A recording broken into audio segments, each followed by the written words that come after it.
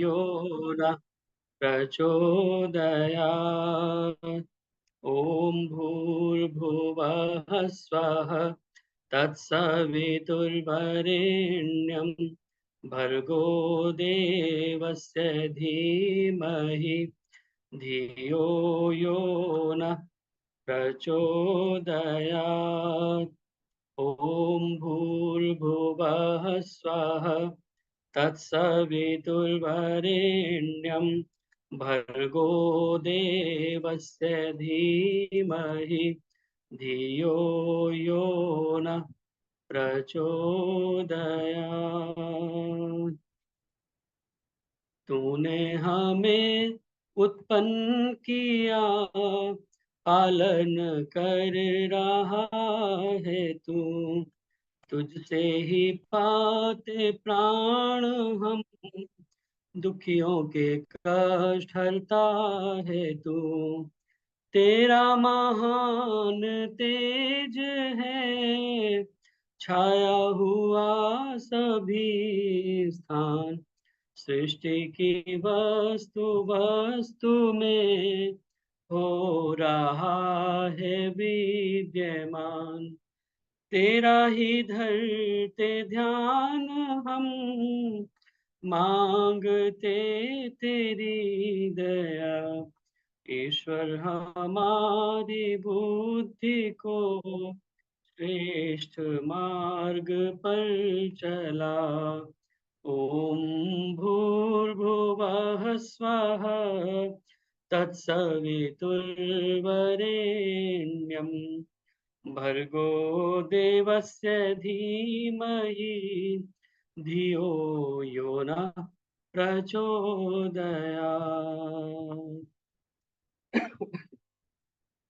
ओम। सभी का स्वागत और धन्यवाद आर्य केंद्रीय सभा नगर निगम क्षेत्र फरीदाबाद के इस साप्ताहिक सत्संग में उपस्थित होने के लिए, ज्वाइन करने के लिए। आइए आज के सत्संग को प्रारंभ करें भजनों की श्रृंखला के द्वारा।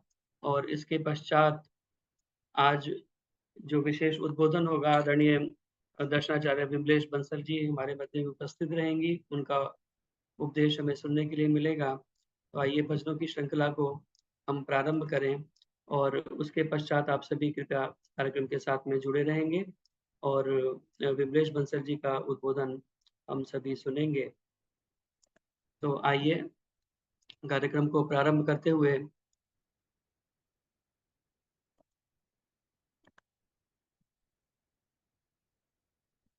मेरी प्रार्थना आदरणीय वीना गांधी जी कृपया आए और अपना एक भजन रखेंगे। मैंने पहले से नहीं बताया, हो सकता है आप अभी हाँ, मैं बुक नहीं लेके बैठी थी, 1 मिनट लगेगा बस। हाँ हाँ।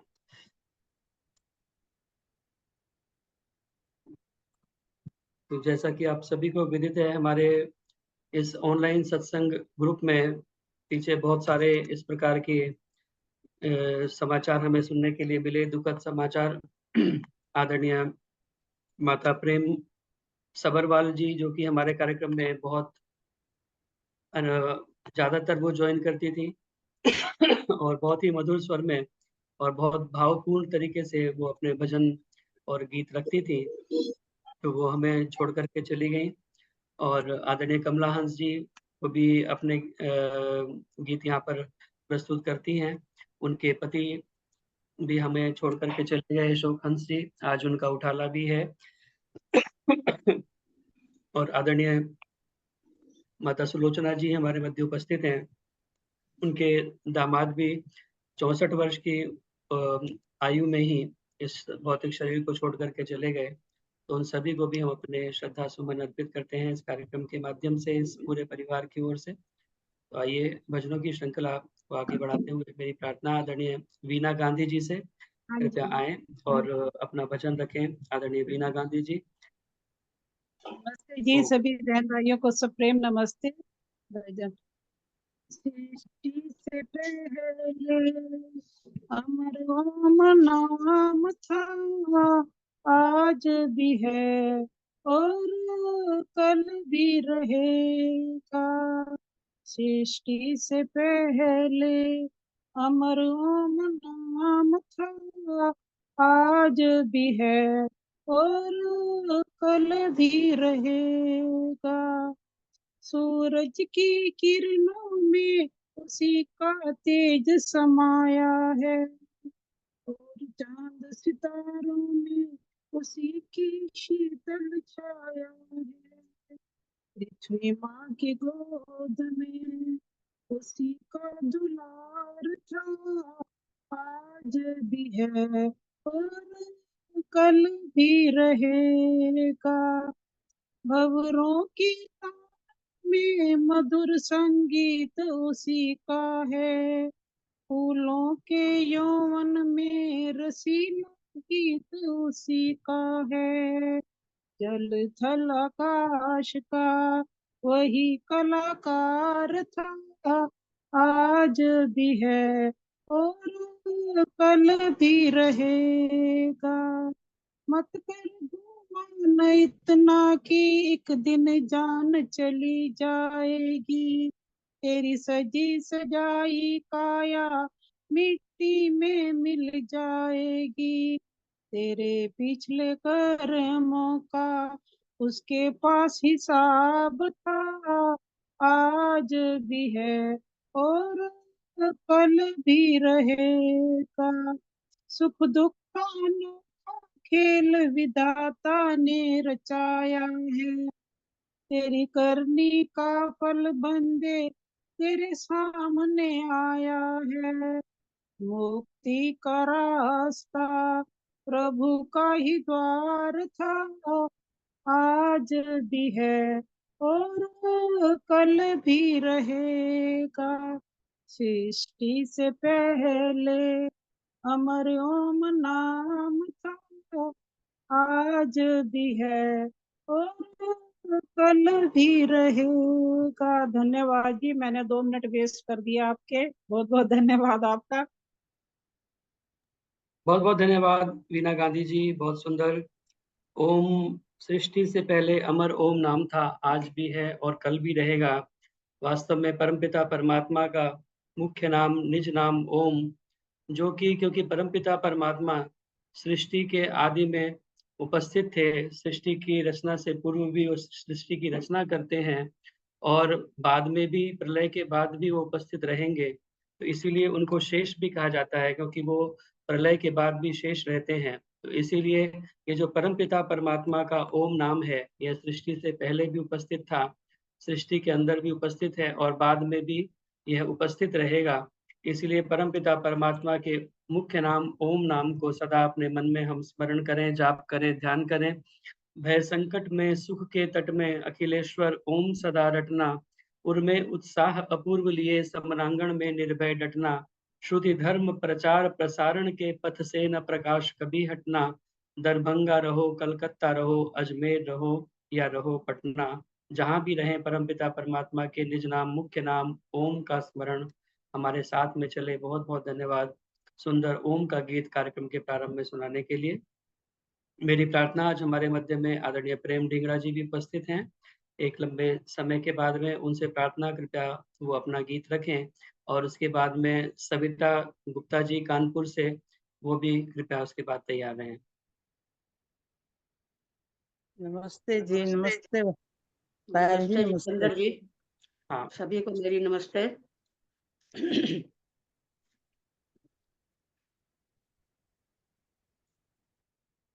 कर लिया कर कभी फुर्सत से तू भगवान को याद, कर लिया कर कभी फुर्सत से तू भगवान को याद, उस दयालुआ दया सागर दयावान को याद, कर लिया कर कभी फुर्सत से। सोच कर देख तेरे तन को बनाया किसने, और दुनिया का हंसी जलवा दिखाया किसने, मेहरबानी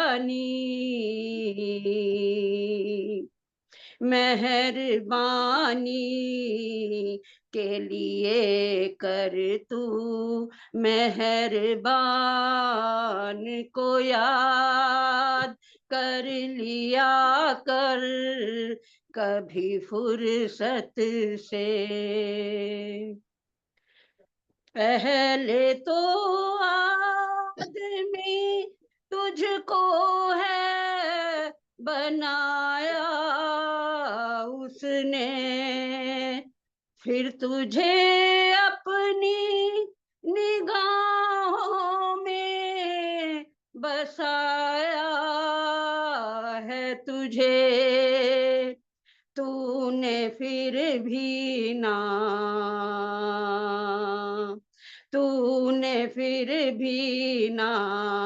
किया अपने निगहबान को याद, फिर भी तूने ना किया अपने निगहबान को याद, कर लिया कर कभी फुर्सत से तू भगवान को याद, कर लिया कर कभी फुर्सत से।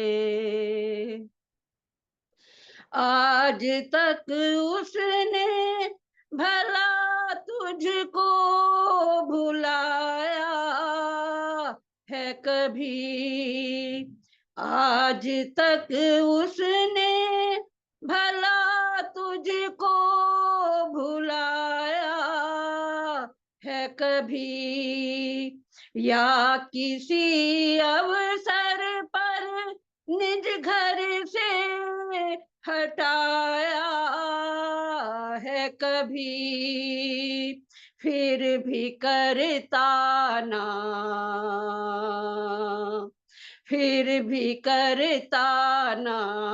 कभी ईश्वर के एहसान को याद, फिर भी करता ना कभी ईश्वर के एहसान को याद, कर लिया कर कभी फुर्सत से।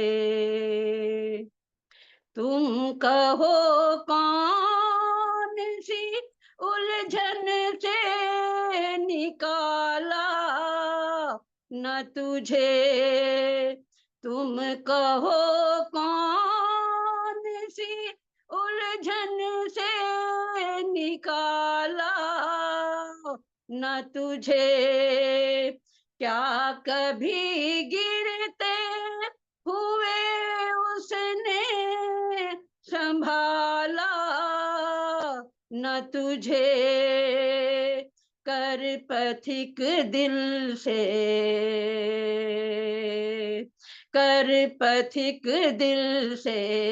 सदा ऐसे कदरदान को याद, कर पथिक दिल से सदा ऐसे कदरदान को याद, कर लिया कर कभी फुर्सत से तू भगवान को याद, उस दयालुआ दया सागर दयावान को याद, कर लिया कर कभी फुर्सत से। धन्यवाद जितेंद्र जी, बहुत बहुत समय देने के लिए। बहुत बहुत धन्यवाद आदरणीय प्रेम डिंगड़ा जी। बहुत समय के बाद आज आपका भजन सुनने के लिए मिला। कर लिया कर कभी फुर्सत से, उस परमपिता परमात्मा को हम याद नहीं करते, बाकी सारे दुनिया को हम याद करते रहते हैं, अपने घर वालों को, रिश्तेदारों को, कुटुंब वालों को, लेकिन जिस प्रभु ने हमें सब कुछ दिया है, ये सारा संसार हमारे लिए उसने बनाया है, जिसने हमारे लिए इस हवा को बहाया है, जिसने अग्नि को बनाया है, जिसने ठंडक को बनाया है, जिसने हमारे लिए सब प्रकार के पेड़-पौधे, वनस्पति, अन्न, औषधियाँ उगा कर के दिए हैं, उस परमपिता परमात्मा को हम याद नहीं करते।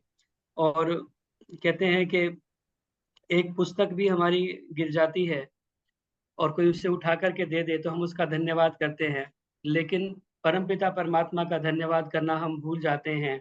शास्त्रकार कहते हैं कि सबसे बड़ा जो अपराध है, जिसकी कोई प्रायश्चित संभव नहीं है, वो है कृतज्ञता। अगर कृतज्ञ हैं हम, जिसने हमारे लिए कुछ किया, हम उसका उपकार नहीं मानते, तो वह इस प्रकार का एक हमारे लिए दोष हो जाता है, जिसका किसी प्रकार भी कोई निष्कृति जिसकी संभव नहीं है। तो आइए परमपिता परमात्मा ने जिसने हमारे लिए ये संसार बना कर के दिया, सब कुछ हमारे लिए दिया और सबसे बड़ी बात जिसने हमें यह मनुष्य का शरीर प्रदान किया, ऐसे परमपिता परमात्मा को हम सदैव स्मरण करें, उसका धन्यवाद ज्ञापित करें। यही आपके गीत का भाव था। बहुत-बहुत धन्यवाद सुंदर गीत सुनाने के लिए। और धन्यवाद, बहुत राज बहुत अरोड़ा जी गुड़गाँव से कह रही हैं कि इस भजन को मैं शेयर करूँ, तो हाँ, निश्चित रूप से मैं इसे कट करके अलग से यूट्यूब पर डाल दूँगा, जहाँ आप इसको बाद में सुन सकते हैं। एक आइए। भजन का समय देना। जी, लक्ष्मी भाई जी। साहब, हाँ जी। लक्ष्मी बोल रही हूँ। हाँ जी। आइए, मेरी प्रार्थना आदरणीय सविता गुप्ता जी कानपुर से जुड़ी हुई हैं, कृपया आएँ और अपना भजन रखें सविता गुप्ता जी, और जी, इसके बाद में डॉक्टर सुषमा तनेजा जी तैयार रहेंगी। भाई साहब नमस्ते, सभी बहनों को मेरा नमस्ते। प्रभु अब हमारी दशा देख करके दया दृष्टि कर दो, यही चाहती हूँ। विमल बुद्धि दे दो, भरो भाव उज्ज्वल, श्रद्धा समन्वित हृदय चाहती हूँ।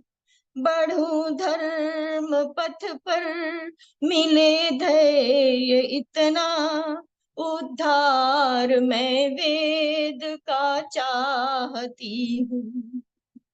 जले भक्ति का दीप दुनिया में घर घर, दिलों में तेरी रोशनी चाहती हूँ। लगन से सुने सब ये वैदिक ऋचाएं, ध्वजाओं की देखना चाहती हूँ। हर घर में संध्या हवन हो रहा हो, प्रभो योग की साधना चाहती हूँ। चरित्र का ये चमन लहे लहाए, सदाचार के शुचि सुमन चाहती हूँ। प्रभु देश के हर युवक के हृदय में राष्ट्रीयता की लहर चाहती हूँ। प्रभु अब हमारी दशा देख करके दया दृष्टि कर दो, यही चाहती हूँ। ओ धन्यवाद, धन्यवाद जी। बहुत-बहुत धन्यवाद आदरणीय सविता गुप्ता जी। बहुत सुंदर प्रार्थना के शब्द आपने बोले, और निश्चित रूप से हम सभी की यही प्रार्थना होती है, परमपिता परमात्मा सभी के ऊपर अपनी कृपा दृष्टि बना करके रखें। सर्वे भवन्तु सुखिनः, सर्वे सन्तु निरामया, सर्वे भद्राणि पश्यन्तु, मा कश्चित् दुःख भाग् भवेत्। किसी को कोई कष्ट ना हो, क्लेश ना हो, आदि व्याधि से कोई ग्रसित ना हो। इस प्रकार सभी का जीवन उत्तम और स्वस्थ और परमपिता परमात्मा की ओर लगने वाला, अध्यात्म की ओर चलने वाला सभी का जीवन हो। बहुत सुंदर प्रार्थना के शब्द आपने बोले। बहुत-बहुत धन्यवाद जुड़ने के लिए, और आपके लिए भी विशेष रूप से परमपिता परमात्मा से यही प्रार्थना कि शीघ्रातिशीघ्र जो थोड़ा बहुत कमी रह गई होगी कहीं पर, वो भी जल्दी से दूर होकर के पूरी तरह से आप स्वस्थ हो जाएँ। बहुत-बहुत धन्यवाद।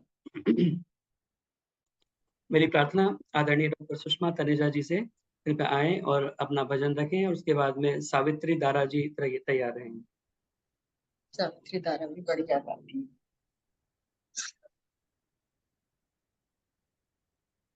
सबको मेरा आदर भरा नमन। आज क्योंकि अभी कृष्ण लहर चली रही है, तो आज का जो ये गीत है मैं गीता के ऊपर बोल रही हूँ।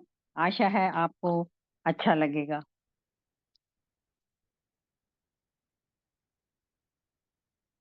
कृष्ण तूने हमें सार वेदों का ले देकर गीता,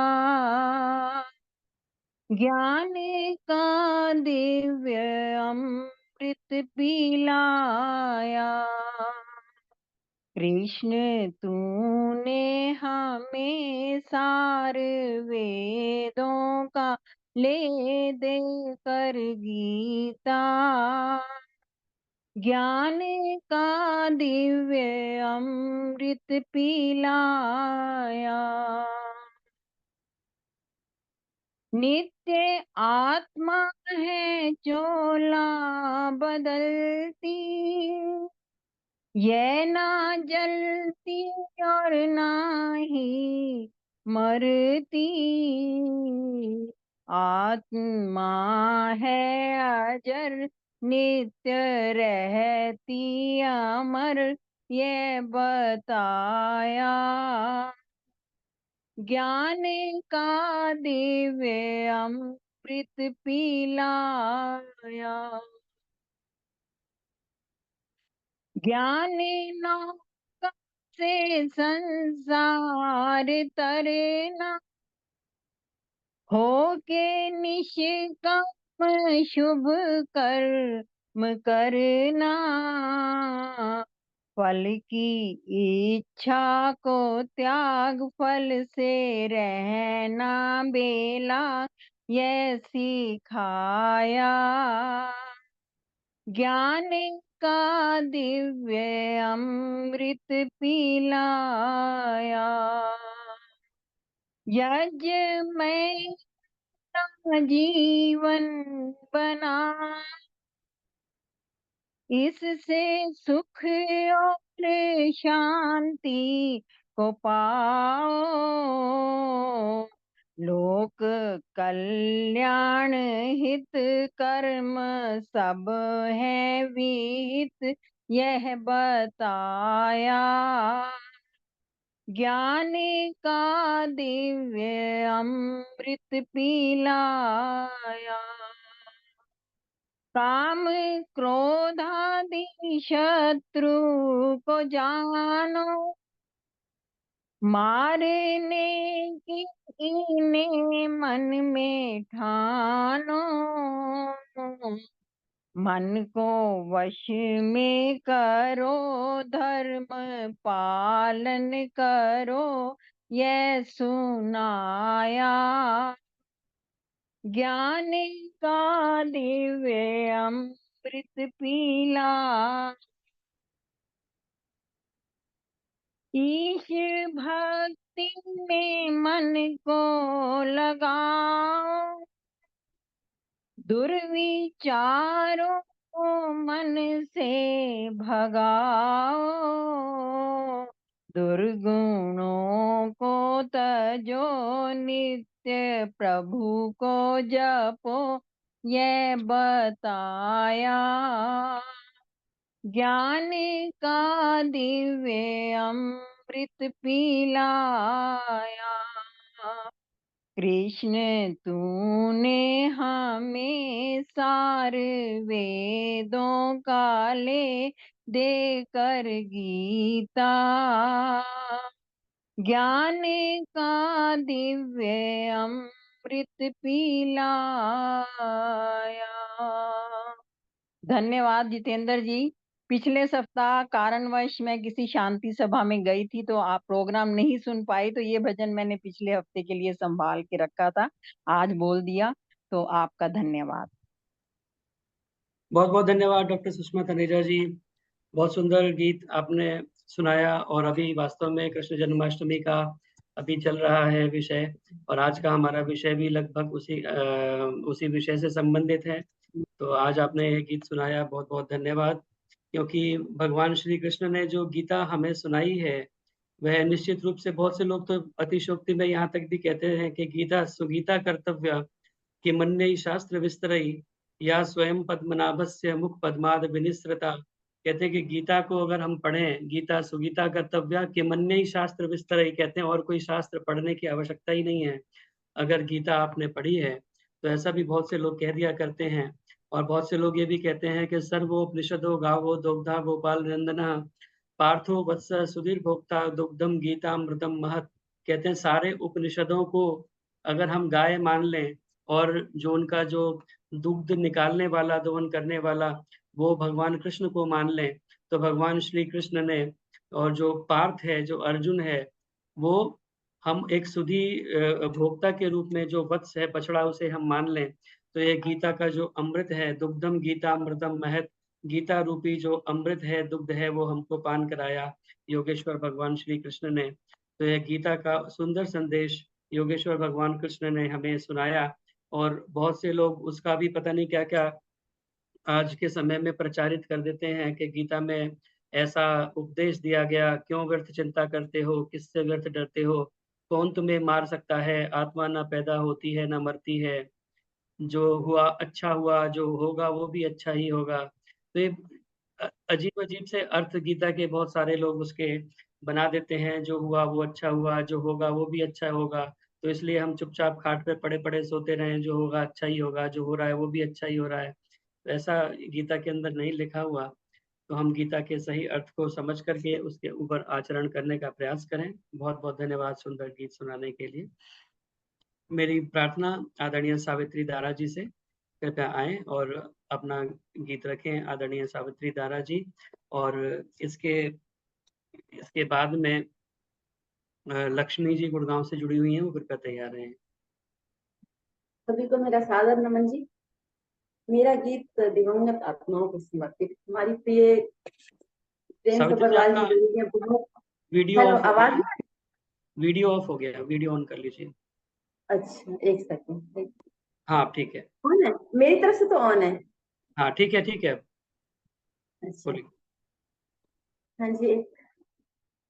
जोगिया जग है एक सराय, जोगिया जग है एक सराय, सदा रहा है कौन यहाँ पर, सदा रहा है कौन यहाँ पर, एक आए एक जाए, जोगिया जग है एक सराय, जोगिया जग है एक सराय, जिसका जितना दाना पानी उतना ही वो खाए, जिसका जितना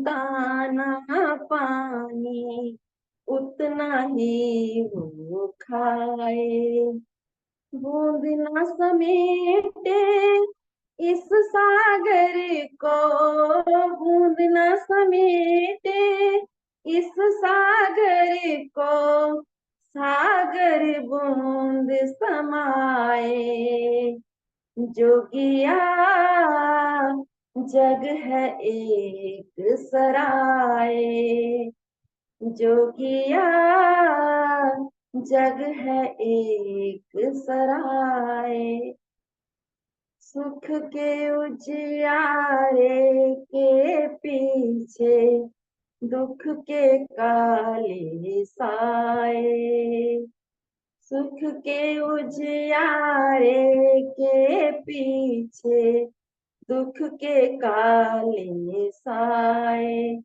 जान के भी अनजान बने सब, जान के भी अनजान जान बने सब, कौन किसे समझाए। जोगिया जग है एक सराय, जोगिया जग है एक सराय। सांसों की ये डोरी न जाने कब कैसे ये जाए। ओ सांसों की ये डोरी न जाने कब कैसे ये जाए। ऐसी करनी कर ले प्राणी, ऐसी करनी कर ले प्राणी, राम में तू रम जाए। जोगिया जग है एक सराय, जोगिया जग है एक सराय, जग है एक सराय। शत शत नमन दिवंगत आत्माओं को। बहुत बहुत धन्यवाद जितेंद्र जी समय देने के लिए। Thank you. बहुत बहुत धन्यवाद आदरणीय सावित्री दारा जी। बहुत सुंदर गीत आपने सुनाया जीवन की सच्चाई को प्रस्तुत करते हुए। जग है एक सराय और हम सभी यहाँ पर मुसाफिर रहने के लिए आते हैं। थोड़े समय के लिए यहाँ पर रहना होता है और उसके बाद हम सभी को छोड़ करके जाना होता है। तो यह जीवन की सच्चाई है। अश्वत्थे वो निषदनम परणे वो वस्तिष्कृता गोभाज इत्किला सत्य सनवत पुरुषम। कहते हैं कि जैसे पीपल के पत्ते ऊपर तेरा ठौर ठिकाना है, ना जाने किस वक्त टूटकर मिट्टी में मिल जाना है। यही हमारे जीवन की सच्चाई है और एक ना एक दिन सभी को यह संसार छोड़ करके जाना है। आदमी का जिस्म क्या है जिस पे शैदा है जहाँ, एक मिट्टी की इमारत एक मिट्टी का मकान, खून का गारा है इसमें और ईंटें हड्डियां, चंद श्वासों पर खड़ा है यह ख्याले आसमां। मौत की पुरजोर आंधी इससे जब टकराएगी, देख लेना ये इमारत खाक में मिल जाएगी। और एक ना एक दिन सभी की इमारत खाक में मिलनी है। यह परमपिता परमात्मा का जो है वो अटल नियम है। जातस्य ही ध्रुवो मृत्यु ध्रुवम जन्म मृतस्य च। जो आया है उसका जाना निश्चित है और जो गया है उसका वापस आना भी निश्चित है, जब तक उसकी मुक्ति नहीं होती। तो इसीलिए यह संसार का शाश्वत नियम है। और आपने क्योंकि भजन ये वैराग्य परक सुनाया है, तो साथ साथ जैसा कि हमने कार्यक्रम के प्रारंभ में भी बताया, आदरणीय प्रेम सबरवाल जी जो कि बहुत सुंदर मधुर गीत हमारे कार्यक्रम में जुड़ करके सुनाया करती थी और बहुत ही भावपूर्ण तरीके से उनके गीत हमेशा अच्छे सुनाया करती थी। आज हमारे बीच में वो सशरीर उपस्थित नहीं है, तो उनको हम अपने इस पूरे परिवार की ओर से भावभीनी श्रद्धांजलि अर्पित करते हैं। और इसी के साथ साथ हमारे कार्यक्रम में हमेशा जुड़ने वाली आदरणीय कमला हंस जी, उनके पतिदेव का भी निधन हो गया। उनके लिए भी हम अपने श्रद्धा सुमन अर्पित करते हैं। हमारे मध्य उपस्थित हैं आदरणीय सुलोचना जी सीतरी जनकपुरी से। उनके दामाद भी 64 साल की अल्पायु में संसार को छोड़ करके चले गए। तो ऐसे दिवंगत आत्माओं के प्रति हम अपने श्रद्धा सुमन अर्पित करते हैं और परमपिता परमात्मा से यही प्रार्थना करते हैं कि प्रभु इन दिवंगत आत्माओं को सद्गति प्रदान करें और इन परिवार वालों को और हम भी, क्योंकि एक पूरा परिवार ही बन गया है, इस कष्ट को सहने की शक्ति दें। आइए आगे बढ़ते हुए मेरी प्रार्थना आदरणीय लक्ष्मी जी से कृपया आए और अपना गीत रखें। आदरणीय लक्ष्मी देवी जी, अपना माइक ऑन कर लीजिए और अपना वीडियो भी ऑन कर लीजिए जी। नमस्ते जी। वो आपका प्रोग्राम भजन संध्या में आता था, वो बंद हो गया मेरे से, पता नहीं कैसे कट गया, क्या हुआ। तो अब मुझे ढूंढना पड़ता है। अभी मैंने संतोष दर्जी से लिया है, अगर आप भेज सकते हैं तो भेज दीजिए दोबारा। भजन मैंने संध्या वैसे मैसेज डाला, मैंने हाँ, मैंने आपका आ गया, मैसेज डाला था कि इनको तभी मैं जुड़ उसमें पाई। ज्वाइन कराना है। जी जी जी, ये चलिए मैं मैंने देख अभी दे लेता हूँ दिया एक इनको। बार क्या दिक्कत हुई है। हाँ जी हाँ जी, मेरा तो थोड़ा प्रभु भक्ति का है। प्रेम सब्रवाल जी का तो दुख सभी को ही हुआ है, कुछ कर नहीं सकते। प्रभु से प्रार्थना ही करते हैं कि उनको शांति दायक थी, वो शांति ही रहेंगी। यही प्रार्थना है प्रभु से।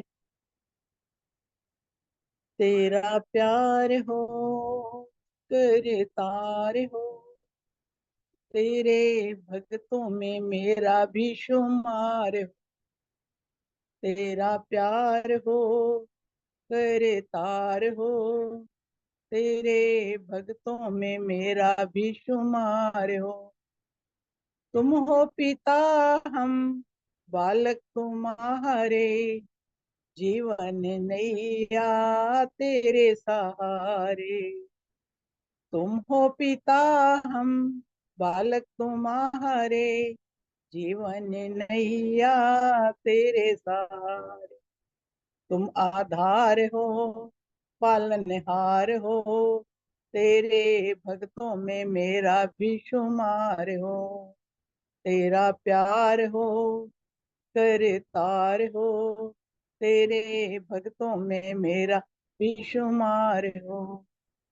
भव सागर में गोते खाते, दया करो प्रभु लगा दो किनारे। मेरी नैया की खेवन हार हो, मेरी नैया के खेवन हार हो, तेरे भक्तों में मेरा भी शुमार हो। तेरा प्यार हो करतार हो, तेरे भक्तों में मेरा भी शुमार हो। इधर उधर मैं भटक न जाऊं, जीवन अपना सफल बनाऊं। तेरा अपार, इधर उधर मैं भटक न जाऊं, जीवन अपना सफल बनाऊं। तुम आधार हो सर्वाधार हो, तेरे भक्तों में मेरा भी शुमार हो। तेरा प्यार हो करतार हो, तेरे भक्तों में मेरा भी शुमार हो। दुखियों के दुख दर्द मिटाऊं, सेवा उनकी मैं कर पाऊं। तुम महान हो वरदान दो, तेरे भक्तों में मेरा भी शुमार हो। तेरा प्यार हो करतार हो, तेरे भक्तों में मेरा भी शुमार हो। मेरा हो उपकार का जीवन, दूर करो प्रभु मन की उलझन। मैं भिखारी हूँ तुम भंडारी हो, तेरे भक्तों में मेरा भी शुमार हो। निश दिन करूं मैं तेरा ही चिंतन, तन हाथ पकड़ लो अब तो भगवन। तुम भरतार हो तुम दातार हो, तेरे भक्तों में मेरा भी शुमार हो। तेरा प्यार हो करतार हो, तेरे भक्तों में मेरा भी शुमार हो। तेरा प्यार हो करतार हो, तेरे भक्तों में मेरा भी शुमार हो। धन्यवाद जी, बहुत बहुत धन्यवाद आपका समय देने का। बहुत बहुत धन्यवाद आदरणीय लक्ष्मी जी। और आपने वही गीत सुना दिया जो आदरणीय प्रेम सब्रवाल जी ने हमारे कार्यक्रम में कुछ समय पूर्व सुनाया था। तो आइए उनके श्रद्धांजलि स्वरूप एक बार हम उसी गीत को थोड़ा सा कुछ पंक्तियां उनकी आवाज में भी एक बार सुनते हैं और फिर आगे का कार्यक्रम हम आगे बढ़ाएंगे। जी, बीच में किसी ने माइक खोल रखा है। जी, एक सेकंड।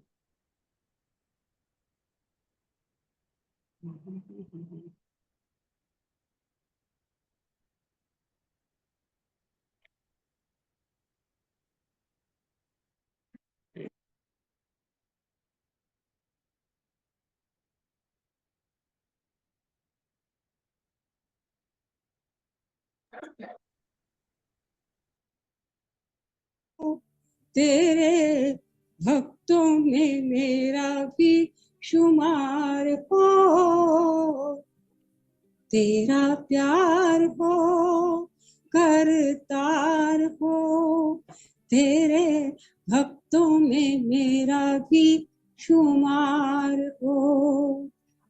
तुम हो पिता हम बाल तुम्हारे, जीवन तेरे सहारे। तुम हो पिता हम बाल तुम्हारे, जीवन नैया तेरे सहारे। तुम आधार हो पालनहार हो, तुम आधार हो पालनहार हो, तेरे भक्तों में मेरा भी शुमार हो, तेरा प्यार हो करतार हो, तेरे भक्तों में मेरा भी शुमार हो। आवाज में तो मोती भरे हैं, मेरे पास वो मोती नहीं है। मैंने वही गीत तो गाया पर ये मोती नहीं है मेरे पास, मोती जी, भरे मैंने हैं। कंपैरिजन के लिए नहीं सुनाया। आपके भजन से मुझे याद आ गया कि उन्होंने भी ये भजन हमारे कार्यक्रम में सुनाया था। तो आवाज वास्तव में इतना मधुर और इतना प्रेम और भाव उनके आवाज में रहता था, तो हमेशा वो हमें याद आएंगी। आदरणीय प्रेम सब्रवाल जी को पुनः हम अपनी श्रद्धांजलि अर्पित करते हैं। आइए, जितेंद्र जी एकदम उन्हें हुआ क्या? उनको कोई विशेष ऐसी बीमारी नहीं थी। आदरणीय भरत सचदेवा जी यहाँ पर उपस्थित हैं, उन्होंने उनके बेटे से बात भी की है और भी कुछ लोग जानते होंगे। तो ऐसी कोई विशेष समस्या उन्हें नहीं थी। थोड़े से 2-3 दिन लूज मोशन उनको लगे हैं और नहीं, उसके वैसे बाद उनको ना, वैसे उनको था अस्थमा का, उन्होंने मेरे को बताया था। उनको थोड़ा ब्रीदिंग अस्थमा का प्रॉब्लम था, थी। ऐसी बीमारी तो हाँ चलती रहती है, इंसान सबके हाँ, साथ ही होता है, ऐसा वो कोई सीरियस हाँ नहीं जी, था। ऐसे कोई सीरियस ये नहीं था, पर हाँ उनको दिक्कत थी वो शुरू 2 से। दिन में ही चलेगा वो। हाँ, 2 वो दिन में तो ही पूरा। बहाना होता है, जी, जी। कुछ प्रभु भी से बहाना हम भी होता है। प्रार्थना ही करते हैं कि चलते फिरते हम भी चले जाएं, पर पता नहीं क्या कर्म भोग हैं। जी, जी, जी। आइए अब भजनों की श्रृंखला को हमें यहाँ पर विराम देना होगा। बहुत सारे लोगों का जो है मैं चाहता था कि भजन हम सुने, लेकिन आज समय अभाव के कारण नहीं हो पाएगा। आदरणीय कुसुम भंडारी जी का भी नाम मैंने लिखा हुआ था और भी कई नाम मेरे पास लिखे हुए हैं, तो आज जिनका क्रम नहीं आ पाया, आगे फिर हम प्रयास करेंगे। एक बार पुनः आप सभी का स्वागत और धन्यवाद इस कार्यक्रम के साथ में जुड़ने के लिए। सभी लोग जो इस कार्यक्रम के साथ में जुड़े हुए हैं, मैं नाम लूँगा तो काफ़ी समय उसमें लगेगा। तो आप सभी का पुनः स्वागत और धन्यवाद इस कार्यक्रम में ज्वाइन करने के लिए। यह कार्यक्रम फेसबुक पर भी लाइव चल रहा है, वहाँ जाकर भी इस कार्यक्रम को आप देख सकते हैं और बाद में भी इस कार्यक्रम को देखें, लाइक करें, कमेंट करें, शेयर करें, ताकि और लोगों तक भी यह कार्यक्रम पहुँच सके। स्वेच्छानुसार दान देने के लिए मेरा मोबाइल नंबर है, इस पर फ़ोन पे, पेटीएम, यूपीआई इत्यादि के माध्यम से आप अपना सात्विक दान भेज सकते हैं। और इस बीच में आदरणीय संतोष जसूजा जी ने 1100 रुपए इस कार्यक्रम के लिए भेजे हैं और अभी-अभी आदरणीय संतोष धर जी ने 1100 रुपए भेजे हैं। तो आप सभी का भी बहुत-बहुत धन्यवाद जो इस कार्यक्रम को आर्थिक सहयोग देते हैं। क्योंकि मैंने जैसा आपको बताया था कि ज़ूम का लाइसेंस और जो विद्वान दक्षिणा के ऊपर ही निर्भर हैं, उनको हम दक्षिणा भी देते हैं। और ये ज़ूम जो है इसका लाइसेंस रिन्यूअल हर महीने होता है और यही कार्यक्रम ज़ूम जो है वो 3 कार्यक्रमों में इस समय चल रहा है। आदरणीय आर्य शिक्षक लखनलाल आर्य जी का भी कार्यक्रम इसी ज़ूम से चलता है और आचार्य चंद्रशेखर शास्त्री जी का भी कार्यक्रम इसी ज़ूम से चलता है। तो आप सभी का पुनः बहुत-बहुत धन्यवाद। माता मैं भी प्रेम भेज दूंगा, सब्रवाल जी मैं भी भेज दूंगा। हमने श्रद्धांजलि अर्पित की। और एक सूचना और मैं दे दूं इससे पूर्व की दर्शनाचार्य विमलेश बंसल जी का उद्बोधन हम सुने। आर्य केंद्रीय सभा नगर निगम क्षेत्र फरीदाबाद का वेद प्रचार कार्यक्रम श्रावणी के उपलक्ष्य में 1 सितंबर से 8 सितंबर तक का होना निश्चित हुआ है। तो 1 सितंबर को प्रातःकालीन कार्यक्रम रहेगा, क्योंकि रविवार है। प्रातः 10 बजे से 12:30 बजे तक आर्य समाज डीग गांव है, होतीलाल आर्य जी जो कि आर्यवीर दल के पुरोधा हैं, उनके निवास स्थान पर होगा। 2 सितंबर का कार्यक्रम 2 से लेकर 7 तक प्रतिदिन शाम को 4 से 6 कार्यक्रम रहेगा। 2 सितंबर को आर्य समाज NH4 में, 3 सितंबर को महर्षि दयानंद योगधाम SGM नगर में और 4 सितंबर को आर्य समाज नेहरू ग्राउंड में। 5 सितंबर को आर्य समाज NH3 का होना है, लेकिन इसका स्थान बदल करके महर्षि दयानंद योगधाम में ही रहेगा, क्योंकि आर्य समाज 3 नंबर में अभी भवन निर्माण का कार्य चल रहा है। 6 सितंबर को आर्य समाज सेक्टर 55 में, 7 सितंबर को आदरणीय वसु सत्यार्थी जी के निवास स्थान पर 3C 244 3 नंबर में, और 8 सितंबर को इसका समापन होगा आर्य समाज सेक्टर 7 में प्रातः 10 बजे से 12:30 बजे तक ऋषि लंगर के साथ ये कार्यक्रम समाप्त होगा। तो इसमें जो मुख्य वक्ता हैं डॉक्टर नरेंद्र वेदालंकार जी दिल्ली से रहेंगे और भजनोपदेशक आचार्य सतीश सत्यम जी रहेंगे। तो आप सभी से प्रार्थना है जो भी ज्वाइन कर सकें इस कार्यक्रम में अधिक से अधिक संख्या में उपस्थित होने का प्रयास करें। शुक्रवार का कार्यक्रम हमारे टाइम से क्लैश करेगा, तो हो सकता है कि अगले शुक्रवार का कार्यक्रम वहीं से आपको लाइव सुनाया जाए। तो आइए अब मैं स्वागत करना चाहता हूं। हमारे मध्य में दर्शनाचार्य विमलेश बंसल जी उपस्थित हैं, जो कि बहुआयामी व्यक्तित्व और बहुमुखी प्रतिभा संपन्न, उनके बारे में क्या क्या विशेषताएं मैं कहूं तो सारे गुणों से संपन्न हैं, और आप उनके उद्बोधन को भी सुना करते हैं, कितने अच्छे प्रकार की उनकी शैली है। तो उनसे मेरी प्रार्थना, पहले उनका धन्यवाद कि वो हमें इस कार्यक्रम के लिए समय दिया उन्होंने। और आज का जो विषय है नंद घर आनंद भयो, जैसा कि डॉक्टर सुषमा तनेजा जी भी कह रही थी कि अभी जन्माष्टमी का महोत्सव और उत्सव हमारे अंदर अभी चल रहा है, तो उसी विषय को लेकर के आज का उनका उद्बोधन नंद घर आनंद भयो। मेरी विनम्र प्रार्थना दर्शनाचार्य विमलेश बंसल जी से, कृपया आए और हम सभी को लाभान्वित करें। दर्शनाचार्य विमलेश बंसल जी।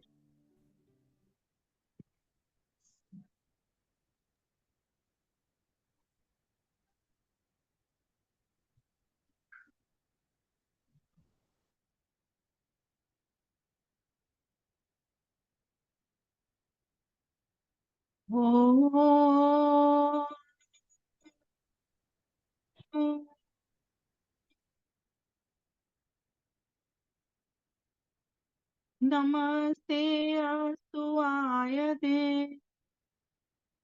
नमो अस्तु परायते, नमस्ते प्राणतिष्ठत आसीनायोतते,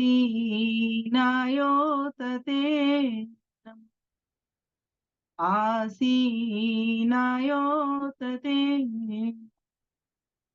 ॐ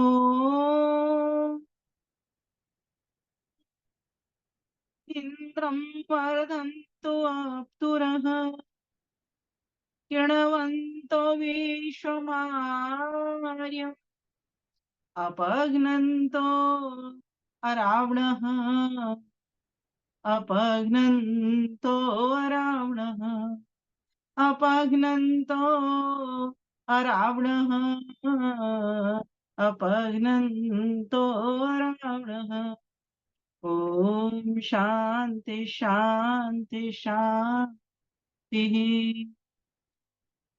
आर्य केंद्रीय सभा फरीदाबाद से चलने वाला यह कार्यक्रम आप सभी को लुभावने वाला रहता है। हमेशा कुछ प्रेरणाएं यहाँ से छोड़ी जाती हैं, कुछ उपदेश मिलते हैं और सभी के परस्पर दर्शन भी हमको प्राप्त होते हैं।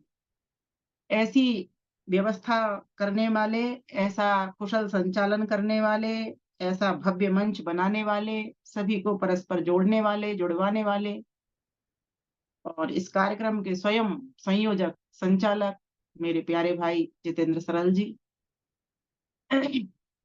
बहुत ही विद्वता के साथ, कुशलता के साथ आप अपनी बात को रखते हैं और बीच बीच में संचालन के माध्यम से कुछ न कुछ बताते भी जाते हैं, वह भी एक उपदेश ही हो जाता है। आपको तो नमन करती हूँ, साथ ही साथ सभी वंदनीय मातृशक्ति उनको भी नमन करती हूँ एवं मेरे सभी आदरणीय भद्र पुरुषों को भी नमन करती हूँ। और अभी जैसा कि हमारे पास सभी के पास न्यूज आ गई है कि आदरणीय प्रेम सभरवाल जी, जो कि एक दिव्यात्मा थी, वो आज हमारे बीच में शरीर से मौजूद नहीं है, लेकिन ऐसा शरीर उनका है। उनका गायन भी अभी हमने सुना, तो मेरी भी श्रद्धांजलि यही उनको होगी और साथ ही साथ एक और मुझे न्यूज मिली, आदरणीय कमला हंस जी के पतिदेव भी चले गए और आदरणीय सुलोचना माता जी जिनके दामाद भी चले गए।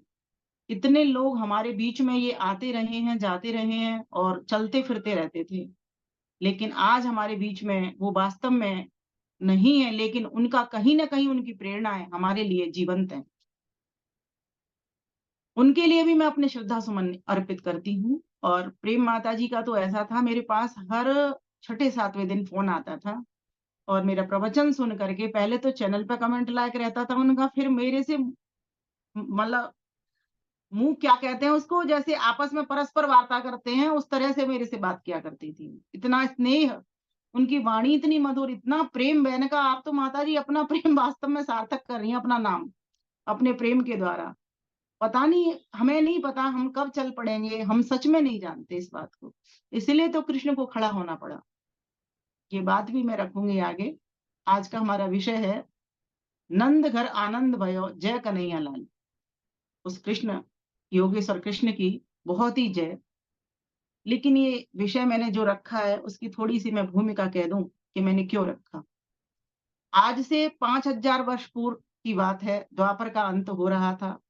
उस समय भारत वसुंधरा पर विपत्ति की काली घटाएं घिराई थी। ठीक वही बात थी जैसी कि ऋषि दयानंद से पूर्व की थी। देश खंड खंड होकर विग्रहरत था। प्राग ज्योतिषपुर, जिसको कि आज असम कहा जाता है, नरकासुर के अत्याचारों से पूरी प्रजा को बेवल किए रहता था। मध्य भारत में कंस और जरासंध के अत्याचारों को बहुत बड़ा विस्तार मिल चुका था। सभी राजा उनके अधिकार में हो गए थे। हस्तिनापुर में कौरव पांडवों का संघर्ष हो रहा था। अत्याचारी कौरव सफल हो रहे थे, उनकी सभी कामनाएं पूर्ण हो रही थी। यत्किंचत आशा पांडवों से की जा सकती थी, किंतु वे भी कौरवों से प्रताड़ित हो चुके थे। यह घनघोर अंधकार का समय था। धर्म का ह्रास हो रहा था। गौ ब्राह्मण का नाश किया जा रहा था। शास्त्रों को, विश्वविद्यालयों को जलाया जा रहा था। चतुर्दिक नैराश्य की घटनाएं चारों ओर घिरी हुई पड़ी हुई थी, कहीं भी प्रकाश दिखाई नहीं दे रहा था। उसी समय धर्म के अभ्युत्थान के लिए, खंड खंड भारत को महान भारत बनाने के लिए, अधर्म अंधकार को दूर करने के लिए हुआ श्री कृष्ण चंद्रोदय। भाद्रपद की कृष्ण अष्टमी के अर्धरात्रि में माता देवकी की कोख से आनंद कंद देवकी नंदन भगवान श्री कृष्ण का जन्म हुआ। किशोर कृष्ण ने अत्याचारी कंस का वध किया और धार्मिक राजा उग्रसेन को राजगद्दी सौंपकर आप विद्याध्ययन करने के लिए आचार्य संदीपन की कुटी में जा विराजे। कहा जाता है उनके बारे में, वेद वेदांग तत्वज्ञ सर्वशास्त्र विशारद बनकर ब्रह्मचर्य साधना के पश्चात प्रद्युम्न जैसा पुत्र उत्पन्न किया और जीवन के कर्म क्षेत्र में प्रविष्ट होकर भगवान श्री कृष्ण ने जैसे अर्जुन के रूप में सारे देश को ललकार कर कहा, उत्तिष्ठत परंतपः, हे पार्थ उठ, खड़ा हो जा। लेकिन ये जो विषय है, अब मैं आपको अपनी बात बताना चाहूंगी। नंद घर आनंद भयो, ये क्या कहना चाह रहा है, ऐसा क्यों कहा जा रहा है? तो इसकी भूमिका के रूप में ये प्रस्तुतिकरण आपके पास आ चुका है कि नंद के घर आनंद हुआ इसीलिए क्योंकि पूरे ब्रज क्षेत्र की प्रजा कंस के अत्याचारों से परेशान थी। सभी चाहते हैं कि कोई ना कोई इस भारत देश के भीतर ऐसा पैदा हो जो कंस जैसे अत्याचारियों को का वध कर सके। बहुत सारी घटनाएं, उपघटनाएं इससे जुड़ी हुई हैं बात से।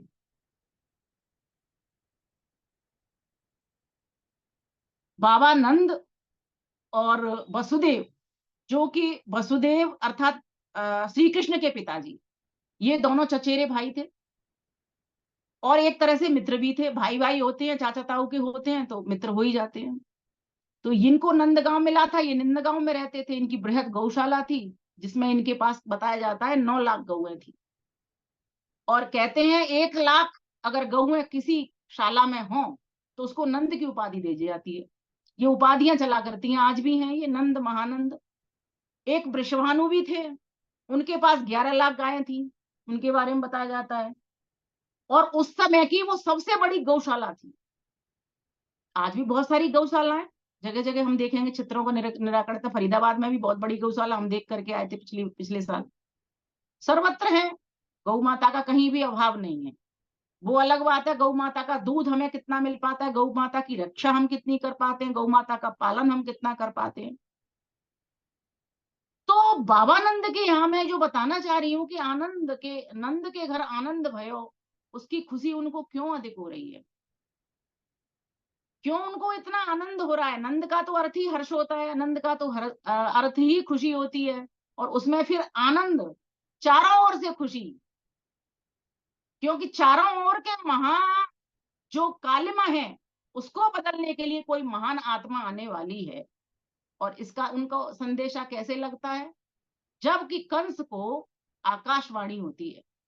आकाशवाणी अर्थात हृदय को आकाश कहा गया, हृदय के भीतर से आवाज उठती है। जब वो वसुदेव और देवकी को दोनों को जेल में बंद कर देता है और पहरेदारों से कह देता है ताला डाल करके कि इनको निकलने मत देना, ये यही रहेंगे, और जैसे ही उनके एक एक करके बच्चे होते जाते हैं उनको मारता हुआ चला जाता है।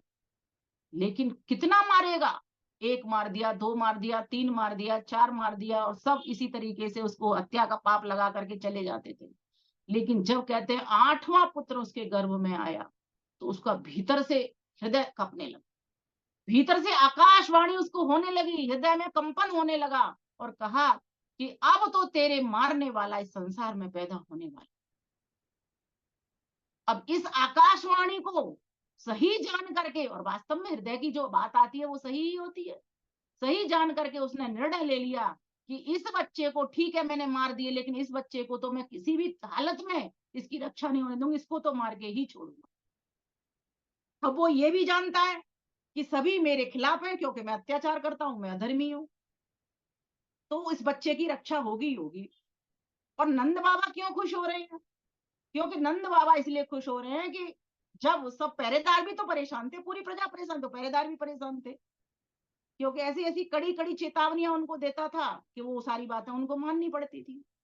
और वो भी चाहते थे कि इस अत्याचार से मुक्ति मिले, इन अन्यायों से मुक्ति मिले, इन अधर्मों से मुक्ति मिले, इस अज्ञान से मुक्ति मिले।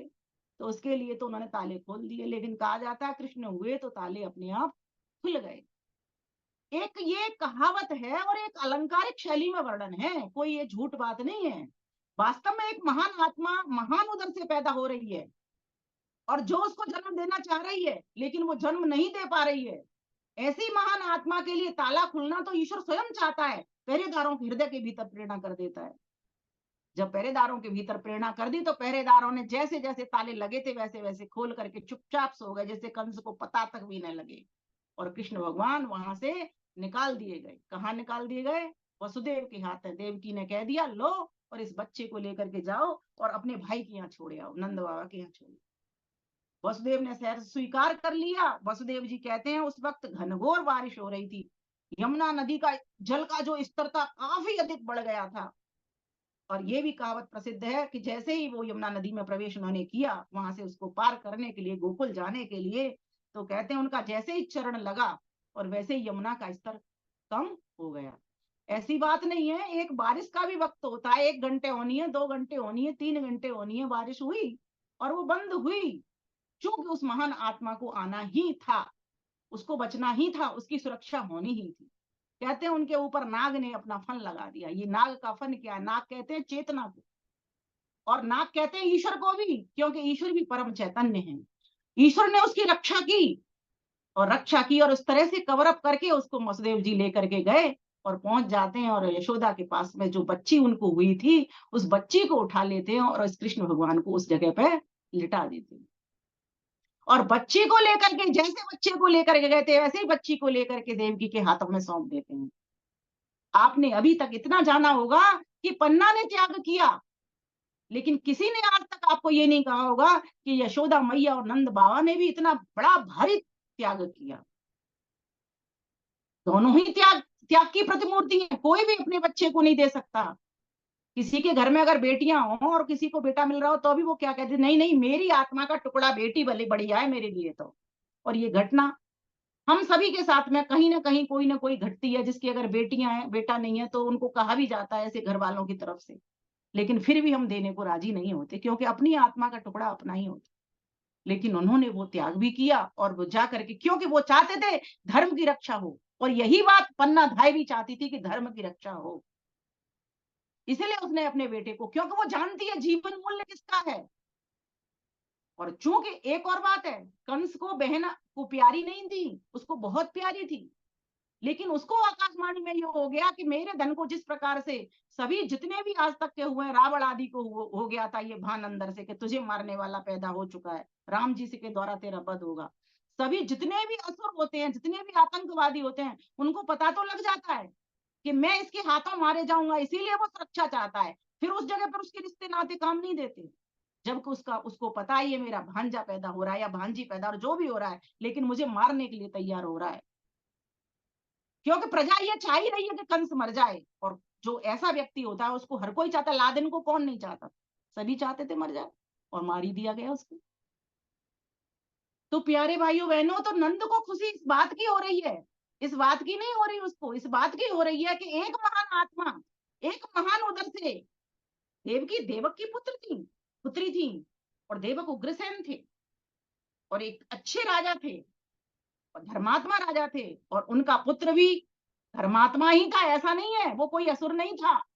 लेकिन जब ये भावना मन में घर कर जाए कि हाँ, इतना मोहच्युत हो जाए, जैसे कि भीष्म को उनका क्या कहते हैं, धृतराष्ट्र का मोह हो गया था कि मैं ही राजा रहना चाहता हूं, मेरा बेटा ही राजा बनेगा।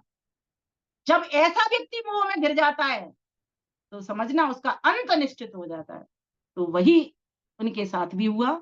तो कहते हैं वो चाहते थे कृष्ण बचें, और कृष्ण जब आ जाते हैं महान उधर से, जब महान आत्मा घर में आ जाती है तो बहुत आनंद होता है, बधाइयां बजती हैं, गीत गाए जाते हैं, क्योंकि उनको पता है कि यशोदा मैया में भी तो वे संस्कार हैं, मुझ में भी वे संस्कार हैं। क्योंकि जो गौओं का पालक है, जो इतनी बड़ी गौशाला चलाता है, उसमें कितना बड़ा संस्कार होगा। वो चाहता है कि अब मेरा दूध दही कंस के पास नहीं जाएगा।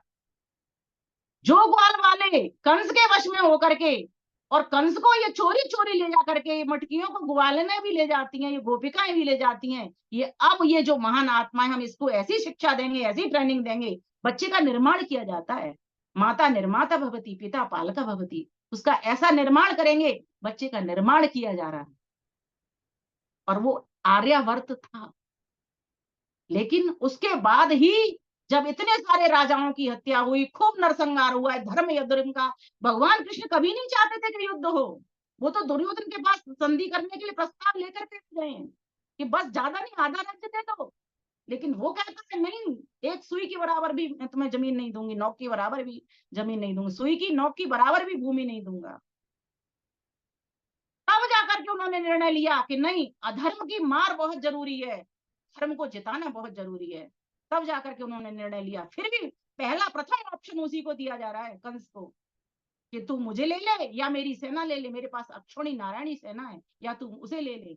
लेकिन दुर्योधन सोचता है ये तो व्यक्ति है, साधारण व्यक्ति जैसा मैं हूं वैसे ये है, और बलवान में बहुत ज्यादा, क्योंकि मैं गदा जानता हूँ, कृष्ण से ज्यादा बलवान हूँ। उसको नहीं पता उनकी कृष्ण की शक्ति, और पता भी हो तो अहंकार में तो आदमी जब बस में हो जाता है अहंकार के में, तब तो सबको अपने से डाउन वैसे ही समझ लेता है। कहता है मेरे पास जब इतनी सेना होगी, मेरी सेना अपनी है ही राज्य की, और उनकी भी सेना जब मेरे पास आ जाएगी तो मैं तो कितना बड़ा हो जाऊंगा, फिर ये कृष्ण क्या कर लेगा। लेकिन कृष्ण तो नीतिज्ञ थे, इसलिए नंद बाबा खुश हो रहे हैं कि इस महान आत्मा का मैं निर्माण करूंगा, और ये महान आत्मा जा करके अधर्म का नाश करेगी, अज्ञान का नाश करेगी, अभाव का नाश करेगी, वर्णाश्रम व्यवस्था को सुधारने का प्रयास करेगी।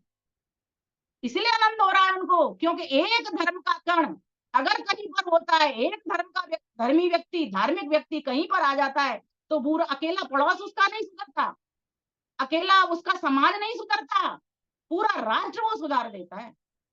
इसलिए तो कहा गया, कृष्ण कहते हैं यदा यदा हि धर्मस्य ग्लानिर्भवति भारत अभ्युत्थानम धर्मस्य तदात्मानं सृजाम्यहम् परित्राणाय साधूनां विनाशाय च दुष्कृतां धर्म संस्थापनार्थाय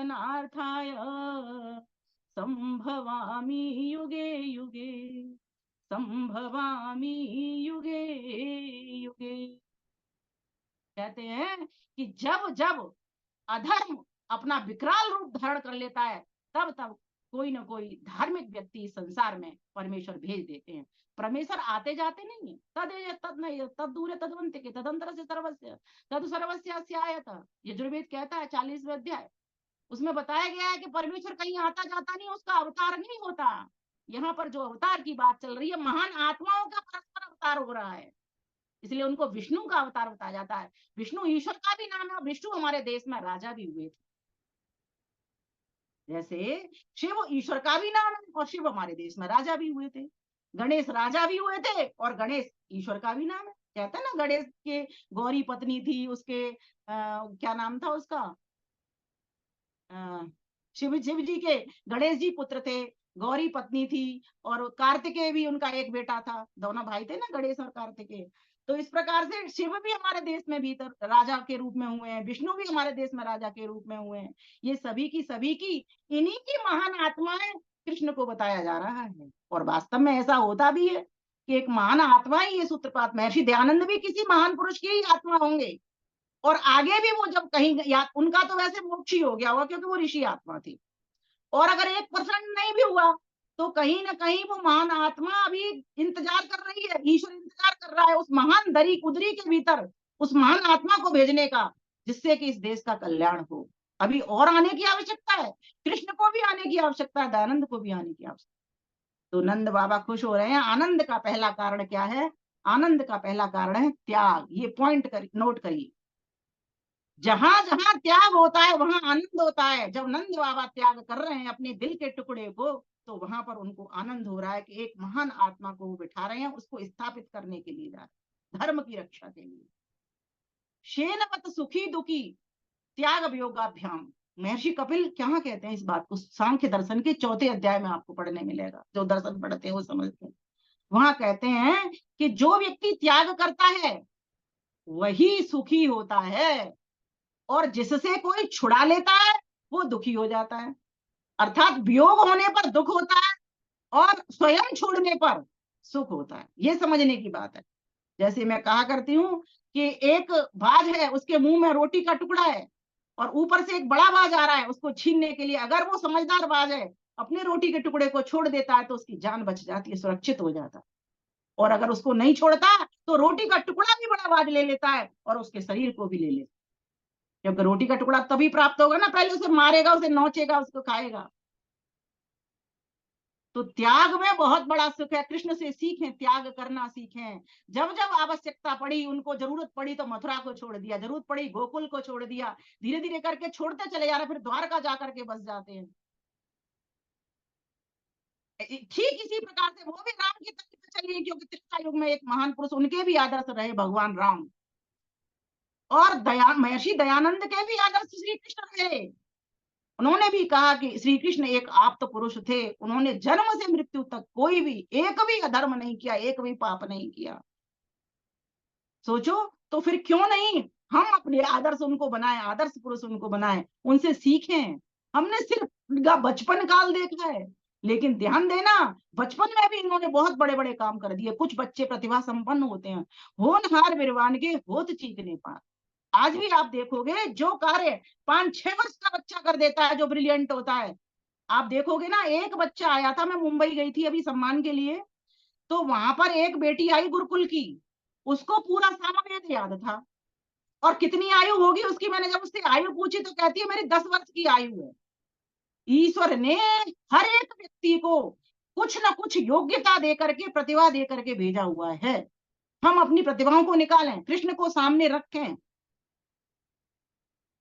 तो कृष्ण भगवान कैसे थे? तो कहा त्याग में आनंद है। तो त्याग किया तो नंद बाबा को आनंद हुआ। दूसरा कारण, जब उनको पता चला महान व्यक्तित्व एक महान उधर से आ रहा है, तो ये दूसरा कारण उनके लिए बना आनंद का, क्योंकि वो चाहते थे कि महानता को लाना और धर्म की स्थापना करना।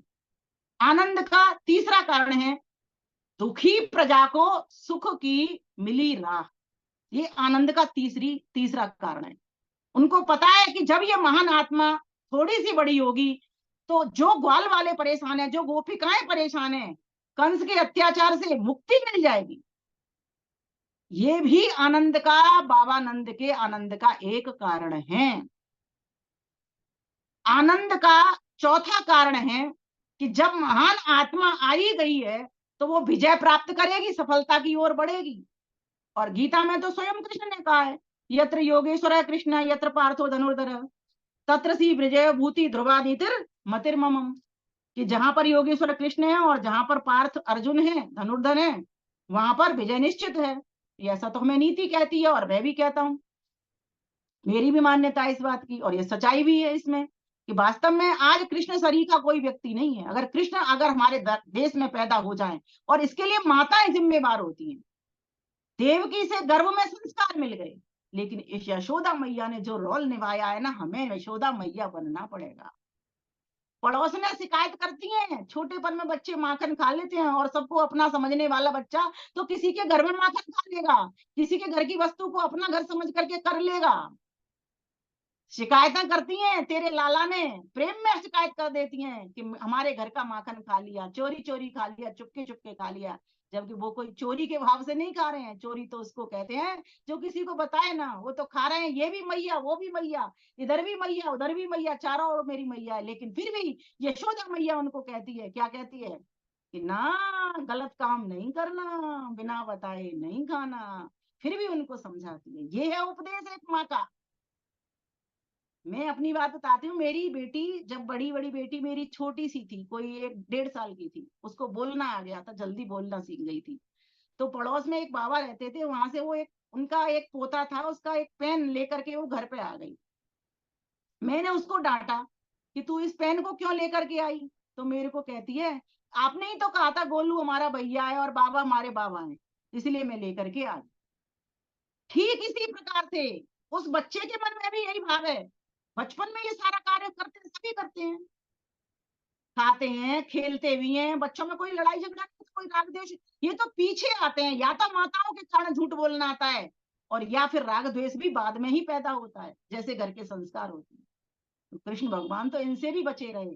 तो नंद को आनंद इसीलिए भी हो रहा है कि हमारे घर के द्वारा एक महान पुरुष निर्माण किया जा रहा है, और ये सफलता का कारण बनेगा। सारा अधर्म यहाँ से मिट जाएगा, ज्ञान यहाँ से मिट जाएगा। और जो असुर हैं, आतंकवादी हैं, अलगाववादी हैं, उग्रवादी हैं, जो आज है वो तब भी थे, इनका सफाया हो जाएगा। जरासंध, रुक्मी, कंस, शकुनी, दुर्योधन, ये सब कैसे हैं? कौरव, ये सारे की सारे तो ऐसे ही हैं, जो आज है वो तब भी थे, हर युग में ये रहते हैं। इन्हीं को तो मारने के लिए कृष्ण का जन्म हुआ है। वही तो गुण उनमें, वीरत्व के गुण उनमें भरे हैं। उनको ऐसे गुरुजी के पास उनको वेद की शिक्षा दी गई है, वेद वेदांग की शिक्षा दी गई है, दर्शनों की उपनिषदों की शिक्षा दी गई है उनको। और उसमें तो स्पष्ट लिखा हुआ है, सज्जनों की सुरक्षा, परित्राणाय साधूनाम, विनाशाय च दुष्कृताम, धर्म संस्थापनार्थाय संभवामि युगे युगे। कि कृष्ण का जन्म क्यों हुआ, उन्होंने यहीं से सीखा, वेद से सीखा। इदम ब्रह्म च चित्रम च, ये वेद की बात ही उन्होंने अपने जीवन में धारण की। एक हाथ में मेरे में शास्त्र होगा तो दूसरे हाथ में मेरे में शस्त्र भी होंगे। इसलिए आपने देखा होगा सभी देवी देवताओं के हाथ में शस्त्र और शास्त्र दोनों हुआ करते हैं, क्योंकि अगर शस्त्र और शास्त्र नहीं हो तो उसको दिशा का पता नहीं पड़ेगा कि मुझे चलाना किधर को है, बम किधर को फेंकना है, मुझको असुरों की तरफ फेंकना है या असुरों की तरफ, देवताओं की तरफ फेंकना है।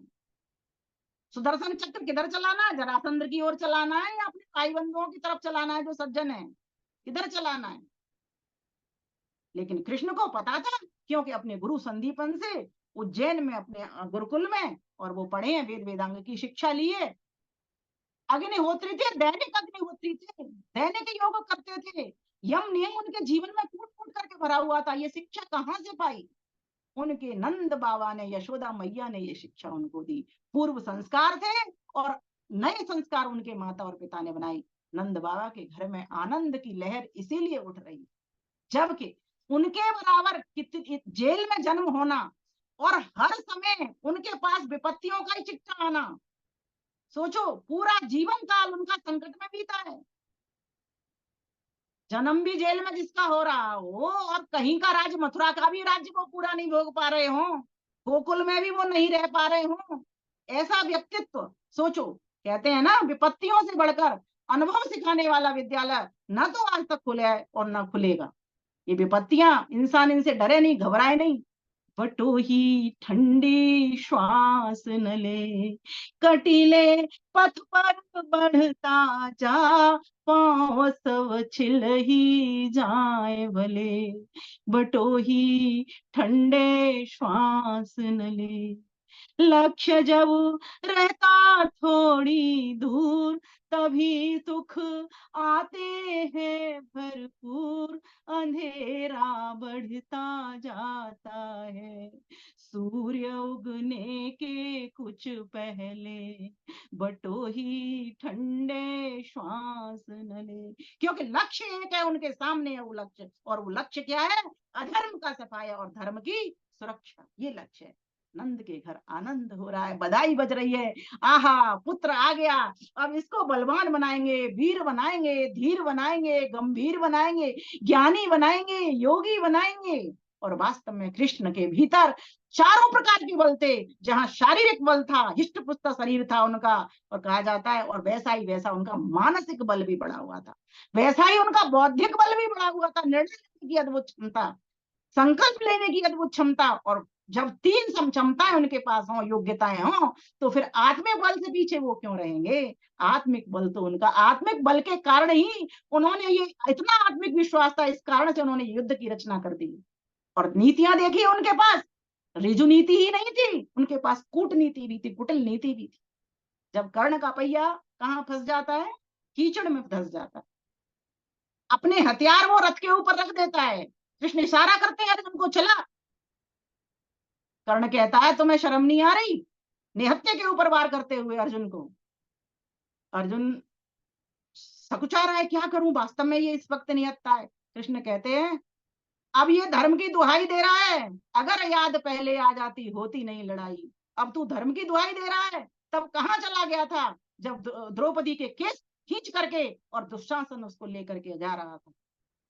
तब तेरा धर्म कहां चला गया था जब वीर अभिमन्यु को 16 वर्ष का था, और जब तू उसको वीर अभिमन्यु की, तुम सब लोगों ने मिलकर के 16 वर्ष के अभिमन्यु की हत्या कर दी, तब तुम्हारा धर्म कहां गया था? तब तुम्हारा धर्म कहां गया था? तब लाक्षागृह तुमने बनाया, लाख का घर बनाया, और तुमने हम सबको जलाने का, पांडवों को जलाने का प्रयास। कितनी कितनी बातें उसको कही है, तुम्हारा धर्म तब कहां गया, तब कहां गया, तब कहां गया। उसी की चीज से उसी को कूटना, ये है कूटनीति, ये कृष्ण के पास। और क्षत्रिय का धर्म होता है। ब्राह्मण सोचे, ब्राह्मण नहीं कर पाता, लेकिन ब्राह्मण भी जब पाप और अधर्म देखता है, ज्ञान देखता है, तब वो भी अपने शस्त्रों को पहना कर लेता है, तब वो भी पीछे नहीं हटता, और हटना भी नहीं चाहिए, क्योंकि ये वेद का संदेश है, वेद की आज्ञा, वेद कहता है इसका। इसलिए प्यारे भाइयों बहनों, नंद घर आनंद भयो, जय कन्हैया लाल की, कन्हैया लाल की जय कही जा रही है। कन्हैया उनके कितने सुंदर सुंदर नाम है। कन्हैया जो कानों से सुनता है, सबकी पुकार को सुनता है, और पुकार को सुनने के कारण ही उन्होंने राधा नाम की ब्रजमंडली बनाई थी। इसलिए राधा उनके साथ लगाई थी। राधा कोई लवर नहीं थी, कोई प्रेमिका नहीं थी। आज बच्चों से अभी प्रश्नोत्तरी प्रतियोगिता हो रही थी, वहां पूछा जा रहा था कि राधा कौन थी, तो सभी बच्चे एक बार साथ बोले उनकी प्रेमिका थी। अब ये जो प्रेमिका का जो किस्सा है, जिस व्यक्ति को आप्त पुरुष कहा जा रहा है, ज्ञानी पुरुष कहा जा रहा है, संयमी इंद्रजित योगी कहा जा रहा है, उसको उसकी प्रेमिका बता देना कितना ठीक है। राधा को मैं बहुत सारी तरीके से सिद्ध कर सकती हूँ। राधा कर्ण की माँ भी थी, इसलिए उसको राधे कहा जाता है। राधे कर्ण है, न कि राधे कृष्ण। राधा कहा जाता है कृष्ण की, किसी पुराण में भी आता है ऐसा कि वो उनकी मामी भी थी। और राधा एक ब्रज मंडली का उन्होंने नाम भी रखा था, क्योंकि राम माने राष्ट्र, धा माने धारणी, जो राष्ट्र की धारणी हो। क्यों किया ऐसा काम उन्होंने, ब्रज मंडली क्यों बनाई थी? कि जब नंद बाबा के यहाँ से दूध को चोरी चोरी जब ग्वाल वाले कंस के पास ले जाते थे, सभी ग्वाल वाला, क्योंकि उनका कंस का अधिकार था, वो राजा था, तो उनको दंडित करता था, प्रताड़ित करता था, और उनसे मंगवाता था चुपके चुपके। तो तभी तो कृष्ण ने कहा कि इनकी मटकी फोड़ के तुम ग्वाल वालो, तुम कैसे निर्बल हो रहे हो, कमजोर हो रहे हो, तुम अच्छे बलवान हो जाओ, और हमें कंस को हराना है, इसीलिए तुम इस दूध दही को खाओ पियो, इसको बिल्कुल बाहर नहीं जाने दिया। तो वहां पर टैक्स लगा दिया गया। तो जो राधा नाम की ब्रजमंडली, आज भी हिंदू संगठन कार्य कर रहे हैं बहुत सारे। कहीं पर गाय का ट्रक पकड़ा जाता है, मैं देखती हूँ बजरंगी लोग खड़े हो जाते हैं, उसको जाने नहीं देते। क्योंकि वो कसाईयों के हाथ में जाने वाली गाय होती है, उनको बचाते हैं। वही कार्य कृष्ण ने भी किया। राधा का अर्थ होता है ऐश्वर्यों को देने वाली।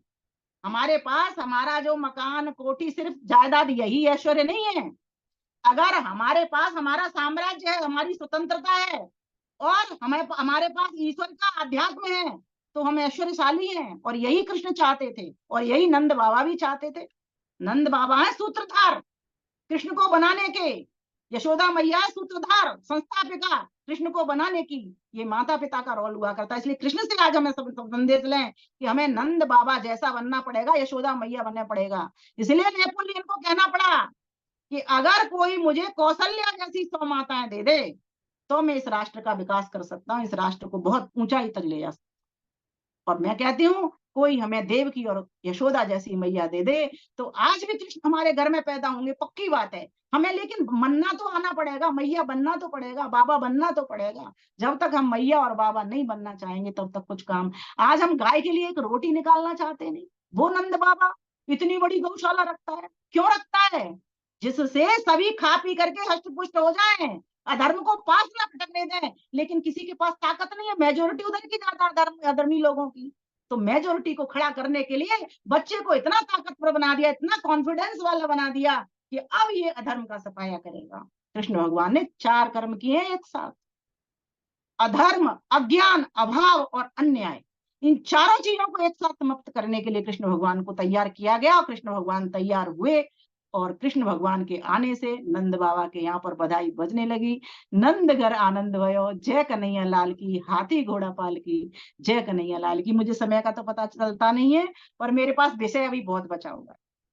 आनंद का 8वां कारण है शुद्ध ज्ञान, शुद्ध कर्म और शुद्ध उपासना।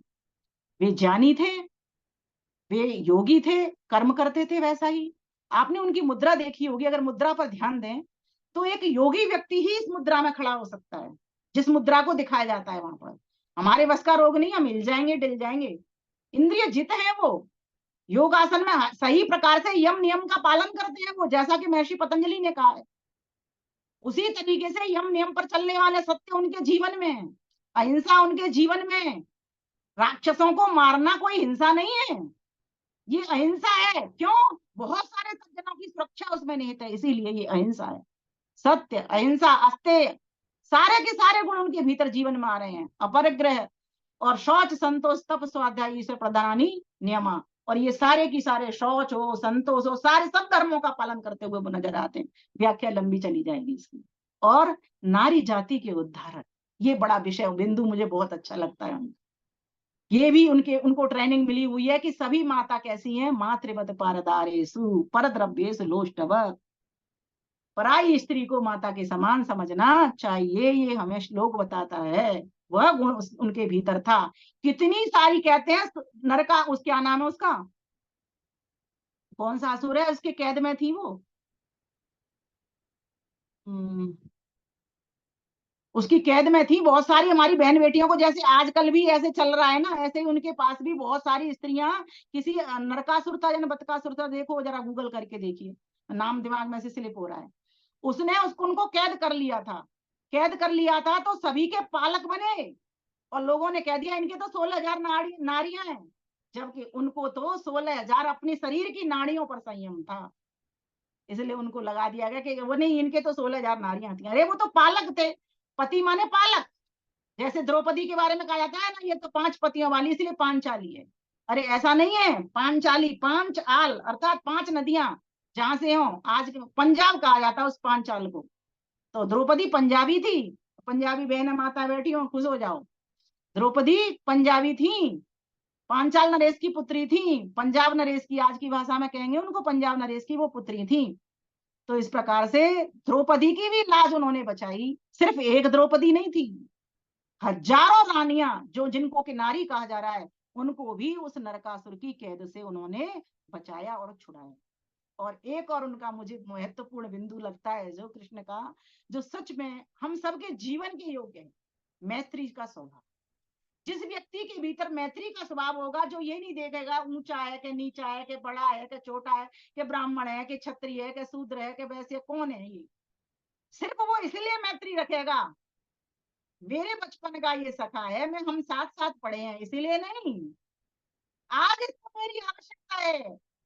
पापा निवार्यति योजयते हिताय गुह्यान् निगुह्यति गुणान् प्रकटीकरोति आपद्गतं च न जहाति ददाति काले सनमित्रलक्षणम् इदं प्रवदन्ति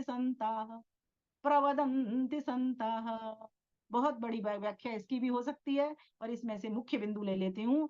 मित्र वही मित्र होता है जो हमको हितकर योजना बताए, पापों से छुड़ाए, है ना, अच्छे काम में लगाए और समय पड़ने पर हमारी जरूरत को पूरा कर दे। और जब विपत्ति आ जाए तो मित्र कहते हैं ना, भाई की तरह कंधे पे, अरे दोस्त मैं हूं ना तेरे साथ। ये वाला जो गुण है ना, ये शीश पगा नहीं, ऐसे भी हाल विवाइन सो पग कंटक जाल लगे पुनि जोए। हाय महा दुख का पायो सखा तुम आए इते न किते दिन खोए। देख सुदामा की दीन दशा करुणा करी के करुणा कर रोए। पानी परात को हाथ छुओ नहीं नैनन के जल सौमुख धोए। जब उनको पता चलता है उनका मित्र आया है और उसकी स्थिति कैसी है, कैसी स्थिति है, तो कहा शीश पगा न जगातन में प्रभु जाने को आहे बसे के ही ग्रामा। धोती फटी सी लटी दुपटी और पाए उपान की नहीं सामा। द्वार खड़ो द्विज दुर्बल एकी रयो चकी सो असुधा विरामा। पूछत दीन दयाल को धाम बतावत आपनो नाम सुदामा। जब ऐसी स्थिति उनकी दिखाई देती है कि कुछ भी इनके पास नहीं है, इसकी व्याख्या नहीं करूंगी, बस आप समझ लो पंक्तियों से ही, कि तब फिर वो जा करके आते हैं और मित्र को गले से लगाते हैं। वो नहीं देखते हैं कुछ भी कि इनके पास कुछ है कि नहीं है, बस मुझे ये पता चल गया मेरा मित्र आ गया है। आह, बता मेरे यार सुदामा रे भाई घणे दिना में आया। बता मेरे यार सुदामा रे भाई घणे दिना में आया। बालक थारे जब आया करता रोज खेल के जाया करता। हुई के तकरार सुदामा रे भाई घणे दिना में आया। मने सुना दे कुटुंब कहानी क्यों कर पड़ेगी ठोकर खानी। टोटे की मार सुदामा रे भाई घणे दिना में। सब बच्चों का हाल सुना दे मिसरानी की बात बता दे। रे क्यों गया हार सुदामा रे भाई घणे दिना में। चाहिए थारे तो है पहलम आना इतना दुख नहीं पड़ता उठाना। रे भूलिया यार सुदामा रे भाई घणे दिना में आए। इव भी आ गया ठीक वक्त पर आजा बैठ जा मेरे तखत पर। हो जिगरी यार सुदामा रे भाई घणे दिना में आए। आजा भगत छाती पे लालू इवे बता तेन कड़े बिठालू। करूं सत्कार सुदामा रे भाई घणे दिना में। बता मेरे यार सुदामा रे भाई घणे दिना में। ये जो रूप है ना कृष्ण का, ये रूप आज हम सभी को अपने जीवन में था। बताइए कितना आनंद है। इन गीत की पंक्तियों को गाने तक में आनंद है, तो इनके भावों को जब हम समझ रहे हैं, इसमें पापा निवार्यति श्लोक की पूरी व्याख्या है, कुछ बचा ही नहीं है इसमें। एक मित्र अगर किसी के मित्र के पास आ जाता है तो किस तरीके से उसका स्वागत करता है, कैसे पूछता है, अरे तेरे बच्चे कैसे हैं, सब घर में ठीक ठाक है ना, और तुझे कोई जरूरत थी तो तू अब तक क्यों नहीं आया, अब तक तू क्यों ऐसे इस हाल में रहा, अब तक आता ना। सुदामा लौट जाते हैं, कहते हैं उनकी ऐसी मड़ैया हो जाती है, सोने की हो जाती है। ये अलंकारिक शैली है। इसका मतलब क्या है? सुदामा तो खुद ही ज्ञानी था, उनका मित्र होने से साथ साथ पढ़े हैं, एक गुरु के पास पढ़े हैं, तो भला वो धन को क्यों प्राथमिकता देता सुदामा? क्यों आता वो कृष्ण के पास? वो तो बस ऐसे ही मिलने के लिए आ गया, एक मित्र मिलना चाहता है एक मित्र से, इसीलिए सुदामा उसके दरवाजे पर आ गए। प्यारे भाइयों बहनों माताओं, आज के संदर्भ में ये समझना चाहेंगे कि अगर हम चाहते हैं हमारे जीवन में प्रतिक्षण आनंद हो, तो धर्म की सुरक्षा के लिए हम तन से, मन से, धर्म अर्थात हमारी वैदिक संस्कृति, तन से, मन से, धन से, समय से, श्रम से, वाणी से, लेखनी से, बुद्धि से, मन से, भावनाओं से, विचारों से, सुंदर विचारों से, सद्गुणों से हमें अपनी संस्कृति को ऊपर लेकर के जाना ही होगा। तभी आज ये समाज में चारों ओर फैल रही विकृतियां हैं, चारों ओर फैल रही भ्रांतियां हैं कृष्ण के प्रति। सिर्फ कृष्ण के प्रति नहीं है, ये हमारी वैदिक संस्कृति के प्रति है। और आज आवश्यकता है हमको इन सब वैदिक संस्कृति पर चलते हुए कृष्ण की वैदिक संस्कृति को, जिसको वो फॉलो करते थे, जिसका वो पालन करते थे, जिससे अपने जीवन को योगी उन्होंने बनाया, जिससे अपने जीवन को ज्ञानी बनाया, जिससे उन्होंने हमें प्रेरणा दी, जिससे हमें उन्होंने संदेश दिया, उपदेश दिया, निर्देश दिया, आदेश दिया, उसको आज हमें अपने जीवन में धारण करने की आवश्यकता है। तो हमारा जीवन आनंद से भर जाएगा। हमारा पूरा जीवन क्या, हमारा क्या, अपना क्या, सभी पूरा ही देश हमारा महक उठेगा। पुनः उस आर्यावर्त की स्थापना हो जाएगी, लेकिन होगी तब जब हम संकल्पबद्ध होंगे अपने धर्म संस्कृति पर। जहां जहां प्रहार होता है, पिछले साल सनातन पर खूब प्रहार हुआ था, अभी इन दिनों राम जी को लेकर के वेद में राम का इतिहास बता दिया गया, ठीक है, लेकिन फिर भी अगर हम जागरूक नहीं होते तो यहाँ तक बात अब तक मनने वाली वो नहीं थी। इसलिए अच्छा हुआ, धन्य है आर्य समाज, आर्य भाई बहन जो अपने किसी भी तरह से खड़े हो जाते हैं। और इसीलिए शायद मैं मानती हूँ कि हमारा धर्म संस्कृति सुरक्षित भी है। जय आर्य, जय आर्यावर्त। बहुत बहुत धन्यवाद आपका। नमस्ते जी। ओम। बहुत बहुत धन्यवाद आदरणीय दर्शनाचार्य विमलेश बंसल जी।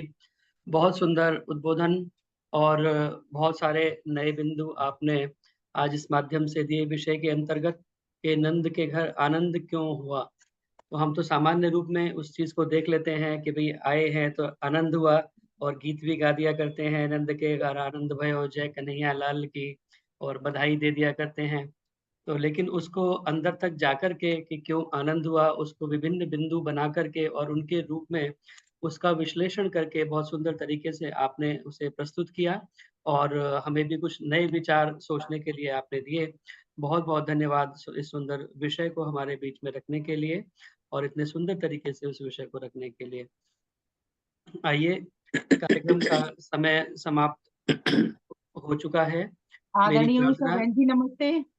नमस्ते जी। नमस्ते नमस्ते। मेरी प्रार्थना आदरणीय मैडम उषा चित्कारा जी, जो कि मंत्री हैं आर्य केंद्रीय सभा नगर निगम क्षेत्र फरीदाबाद की और महिला प्रभारी हैं, कृपया आए, सभी का धन्यवाद ज्ञापन करें और अपना संक्षिप्त संदेश भी दें। आदरणीय उषा चित्कारा जी। सभी को सादर वंदन, अभिनंदन, स्पेशली जितेंद्र जी और हमारी बहन विदुषी दर्शनाचार्य जी। बहुत सुंदर भजनों की श्रृंखला रही। वीना गांधी से लेकर सविता दारा तक और भी बहुत अच्छे भजन हुए। मोस्टली सारे भजनों में प्रार्थना की गई भगवान से कि हमें सदकर्म करने की प्रेरणा सदैव देते रहिए, आपकी कृपा हमेशा हमारे पर बनी रहे। ऐसी प्रार्थना करने से ये होता है कि मन में कॉन्फिडेंस आ जाता है कि मैंने तो प्रार्थना की हुई है, भगवान मेरे से गलत कर्म नहीं करवाएगा, और गलत कर्म करने की जैसे ही प्रवृत्ति आएगी तो वो रुक जाएगी। इसलिए हम बार बार प्रार्थना करते हैं। तो बहुत सुंदर प्रार्थनाएं रही भजनों के रूप में। और सवित्री दारा जी ने दिवंगत आत्माओं को, जो इतनी सारी आत्माएं हमारे बीच में से चली गई, उनको श्रद्धांजलि अर्पित की अपने भजन के द्वारा। बहुत सुंदर भजन था, जोगिया जग है एक सराय और सदा रहा है कौन जहां पर, एक आए एक जाए। बहुत सुंदर प्रस्तुति थी। डिपार्टेड सोल्स को भगवान सुनिश्चित जगह जो उनकी बनी हुई है अच्छी बनी हुई होगी, क्योंकि ये सब अच्छे आत्माएं थी। भगवान ने दी होगी, ऐसी हमारी विश्वास है और प्रार्थना भी है। इन्होंने ये भी बताया कि जीवन क्षण भंगुर है, एक बूंद का जीवन है, सागर बूंद समाए। और ये भी बताया कि सुख के उजियारों के पीछे दुख के काले साए। मतलब हर वर्ड बड़ा कीमती है और इन सांसों का क्या भरोसा, कब कैसे रुक जाएं। तो ऐसी करनी कर ले प्राणी, राम में तू रम जाए। मतलब कितनी सुंदर प्रार्थना भी है और श्रद्धांजलि भी है। एक एक वर्ड को मैं इतने ध्यान से सुनती हूँ कि मैं तो उसी में रम जाती हूँ। And to cap it all, हमने दर्शनाचार्य जी बंसल जी का प्रवचन सुना श्री कृष्ण पर कि कैसे नंद के घर में आनंद छाया। बेसिक कारण उन्होंने बताया कि इसके पीछे त्याग था। उनके भी यहाँ तो एक सुपुत्री ने जन्म लिया था, जिसकी लोग बहुत कम बात करते हैं, और वो सुपुत्री वो वासुदेव जी वापस ले गए और उन्होंने उसको देवकी को समर्पित किया, ताकि कंस ये समझे कि यही उनकी 8वीं संतान है जो कंस ने मारनी है। हमें दर्शनाचार्य जी ने बताया, बंसल जी ने, कि ऐसी आत्माएं इसलिए आती हैं जब जब धर्म का नाश और अधर्म ज्यादा फैल जाता है, तो ऐसी आत्माएं जन्म लेकर आती हैं। परमात्मा उनको भेजता है, अवतार नहीं होती लेकिन महान आत्माएं होती हैं। और ऐसा ही जो लोग भागवत गीता करते हैं उनको ऐसा ही बताना चाहिए। वो थोड़ा सा मिसगाइड कर जाते हैं तो लोग थोड़े से भ्रम में पड़ जाते हैं। तो ऐसे प्रवचन हम सुनकर उनको भी थोड़ी सी जागृति दे सकते हैं। इन्होंने ये बताया कि त्याग से ही आनंद मिला, और भगवान श्री कृष्ण तो खुद ही त्याग की मूर्ति थे। नंद के घर तो ठीक है आनंद आया, त्याग से लड़की दी उन्होंने, बेटा मिला, और उस बेटे ने अधर्म का नाश किया। कंस जैसे, शकुनी जैसे, दुर्योधन जैसे ऐसे जो एलिमेंट्स थे उनको सबको खत्म किया। और ये भी बताया अपनी कूटनीति से हम अपने दिमाग को इस्तेमाल करके कूटनीति का इस्तेमाल करें, और सिर्फ शास्त्रों का ही ज्ञान ना रखें, शस्त्रों का भी ज्ञान रखें। हमारे सभी जो देवी देवता हैं, जो महान आत्माएं हुई हैं, वो दोनों चीजें रखते थे, ऐसा हम सबको पता है। तो ज्यादा रिपीट ना करती हुई मैं सिर्फ यही संदेश देना चाहूंगी कि हमें भगवान कृष्ण की जिंदगी से, जीवन से कुछ ना कुछ तो सीखना चाहिए। कुछ ना कुछ तो जरूर इसमें से लें कि हमारे घर, हमारे जीवन में, मेरा मतलब कोई भी प्रॉब्लम आती है तो हम बड़े निढाल से पड़ जाते हैं कि ये क्या हो गया। ये नहीं पता कि अगर कोई प्रॉब्लम आती है तो उसका समाधान भी साथ साथ ही होता है। तो समाधान की तरफ हम ध्यान दें, और उस समाधान के लिए मेहनत तो करनी पड़ती है। भगवान राम का जीवन बहुत सख्त कठिनाइयों से निकला, परिश्रम करके ही वो इतनी उन्नति पर पहुंचे। भगवान श्री कृष्ण, आपने अभी कहानी सुनी कि कैसे जन्म भी जेल में हुआ और उसके बाद भी उन्होंने क्या क्या नहीं भुगता, लेकिन इन स्पाइट ऑफ एवरीथिंग वो इन सबको पार करके ऊपर हो गए। ये है असली जीवन का मतलब। जीवन का दूसरा नाम संघर्ष है। तो हम भी इस संघर्ष में विश्वास रखें। जीवन में कठिनाइयां आएंगी, उनका हम सामना करें, हिम्मत ना छोड़ें, कॉन्फिडेंस रखें। कॉन्फिडेंस बनाए रखेंगे तो हम जीवन में बहुत कुछ कर सकते हैं। ऐसा श्री कृष्ण ने गुरु संदीपन से शिक्षा ली, और फिर वही शिक्षा के आधार पर ये अधर्म के विरुद्ध, धर्म के विरुद्ध, अधर्म को नाश करने के लिए लड़ाई लड़ी, और हमें गीता का ज्ञान दिया, जिसमें ये बताया कि कर्मणि एव अधिकारस्ते मा फलेषु कदाचन। इसी तरीके की और भी सुंदर सुंदर बातें हमें बताई, हमें ज्ञान भरा एक ग्रंथ दिया। तो हम उसका सदुपयोग करें और कुछ ना कुछ लर्निंग लेकर अपने इस छोटे से जीवन काल को सफल बना सकें, ऐसी मेरी प्रार्थना है।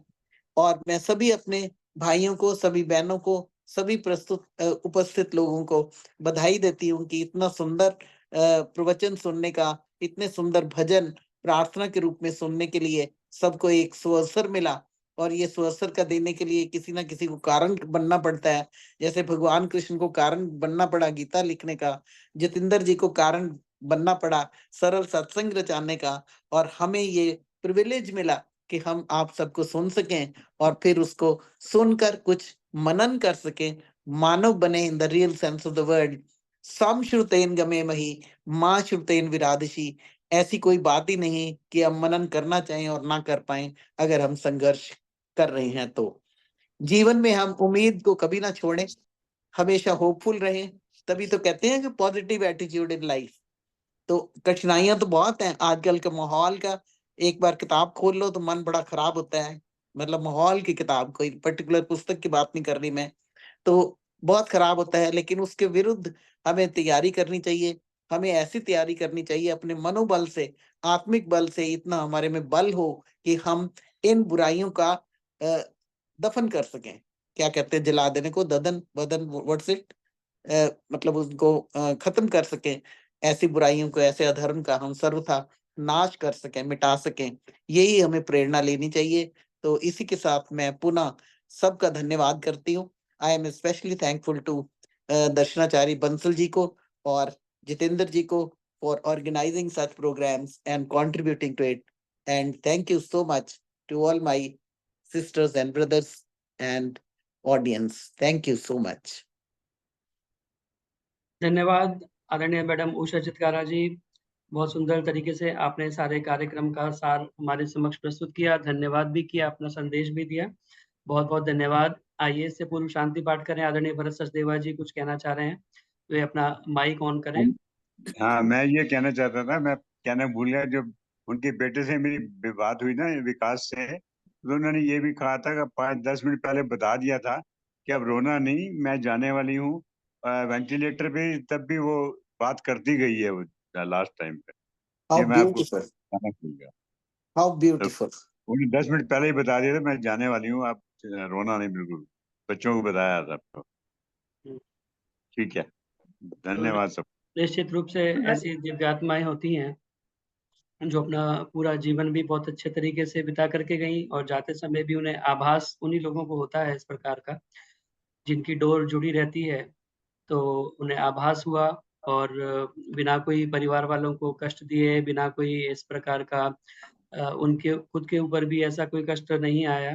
तो यही एक लक्षण है कि उन्होंने बहुत उत्तम कर्म किए, अपना जीवन बहुत अच्छे प्रकार से व्यतीत किया। आज हमने उनको श्रद्धा सुमन अर्पित किए। आदरणीय माता प्रेम सब्रवाल जी। तो आइए अब शांति पाठ करें। माता सुषमा यति जी उपस्थित हैं, तो मेरी उनसे प्रार्थना, कृपया आएं और अपना माइक और वीडियो ऑन कर लें और एक बार शांति पाठ करा करके जय घोष कराएं। आदरणीय माता सुषमा यति जी।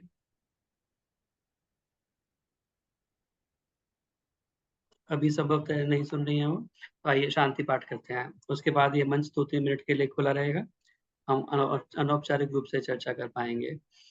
ओम द्यौ शांतिरंतरिक्षं शांति पृथिवी शांतिरापः शांतिरोषधयः शांति वनस्पतयः शांतिर्विश्वे देवाः शांति ब्रह्म शांति सर्वं शांति शांतिरेव शांति सामा शांतिरेधि।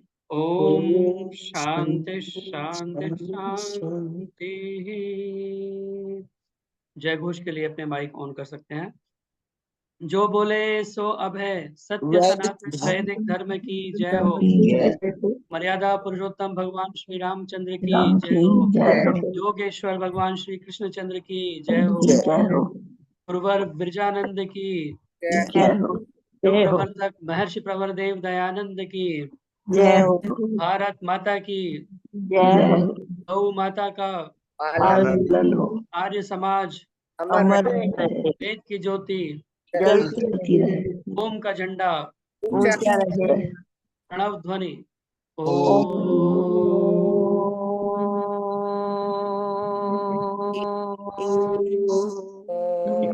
वैदिक अभिवादन। सभी को सादर नमस्ते।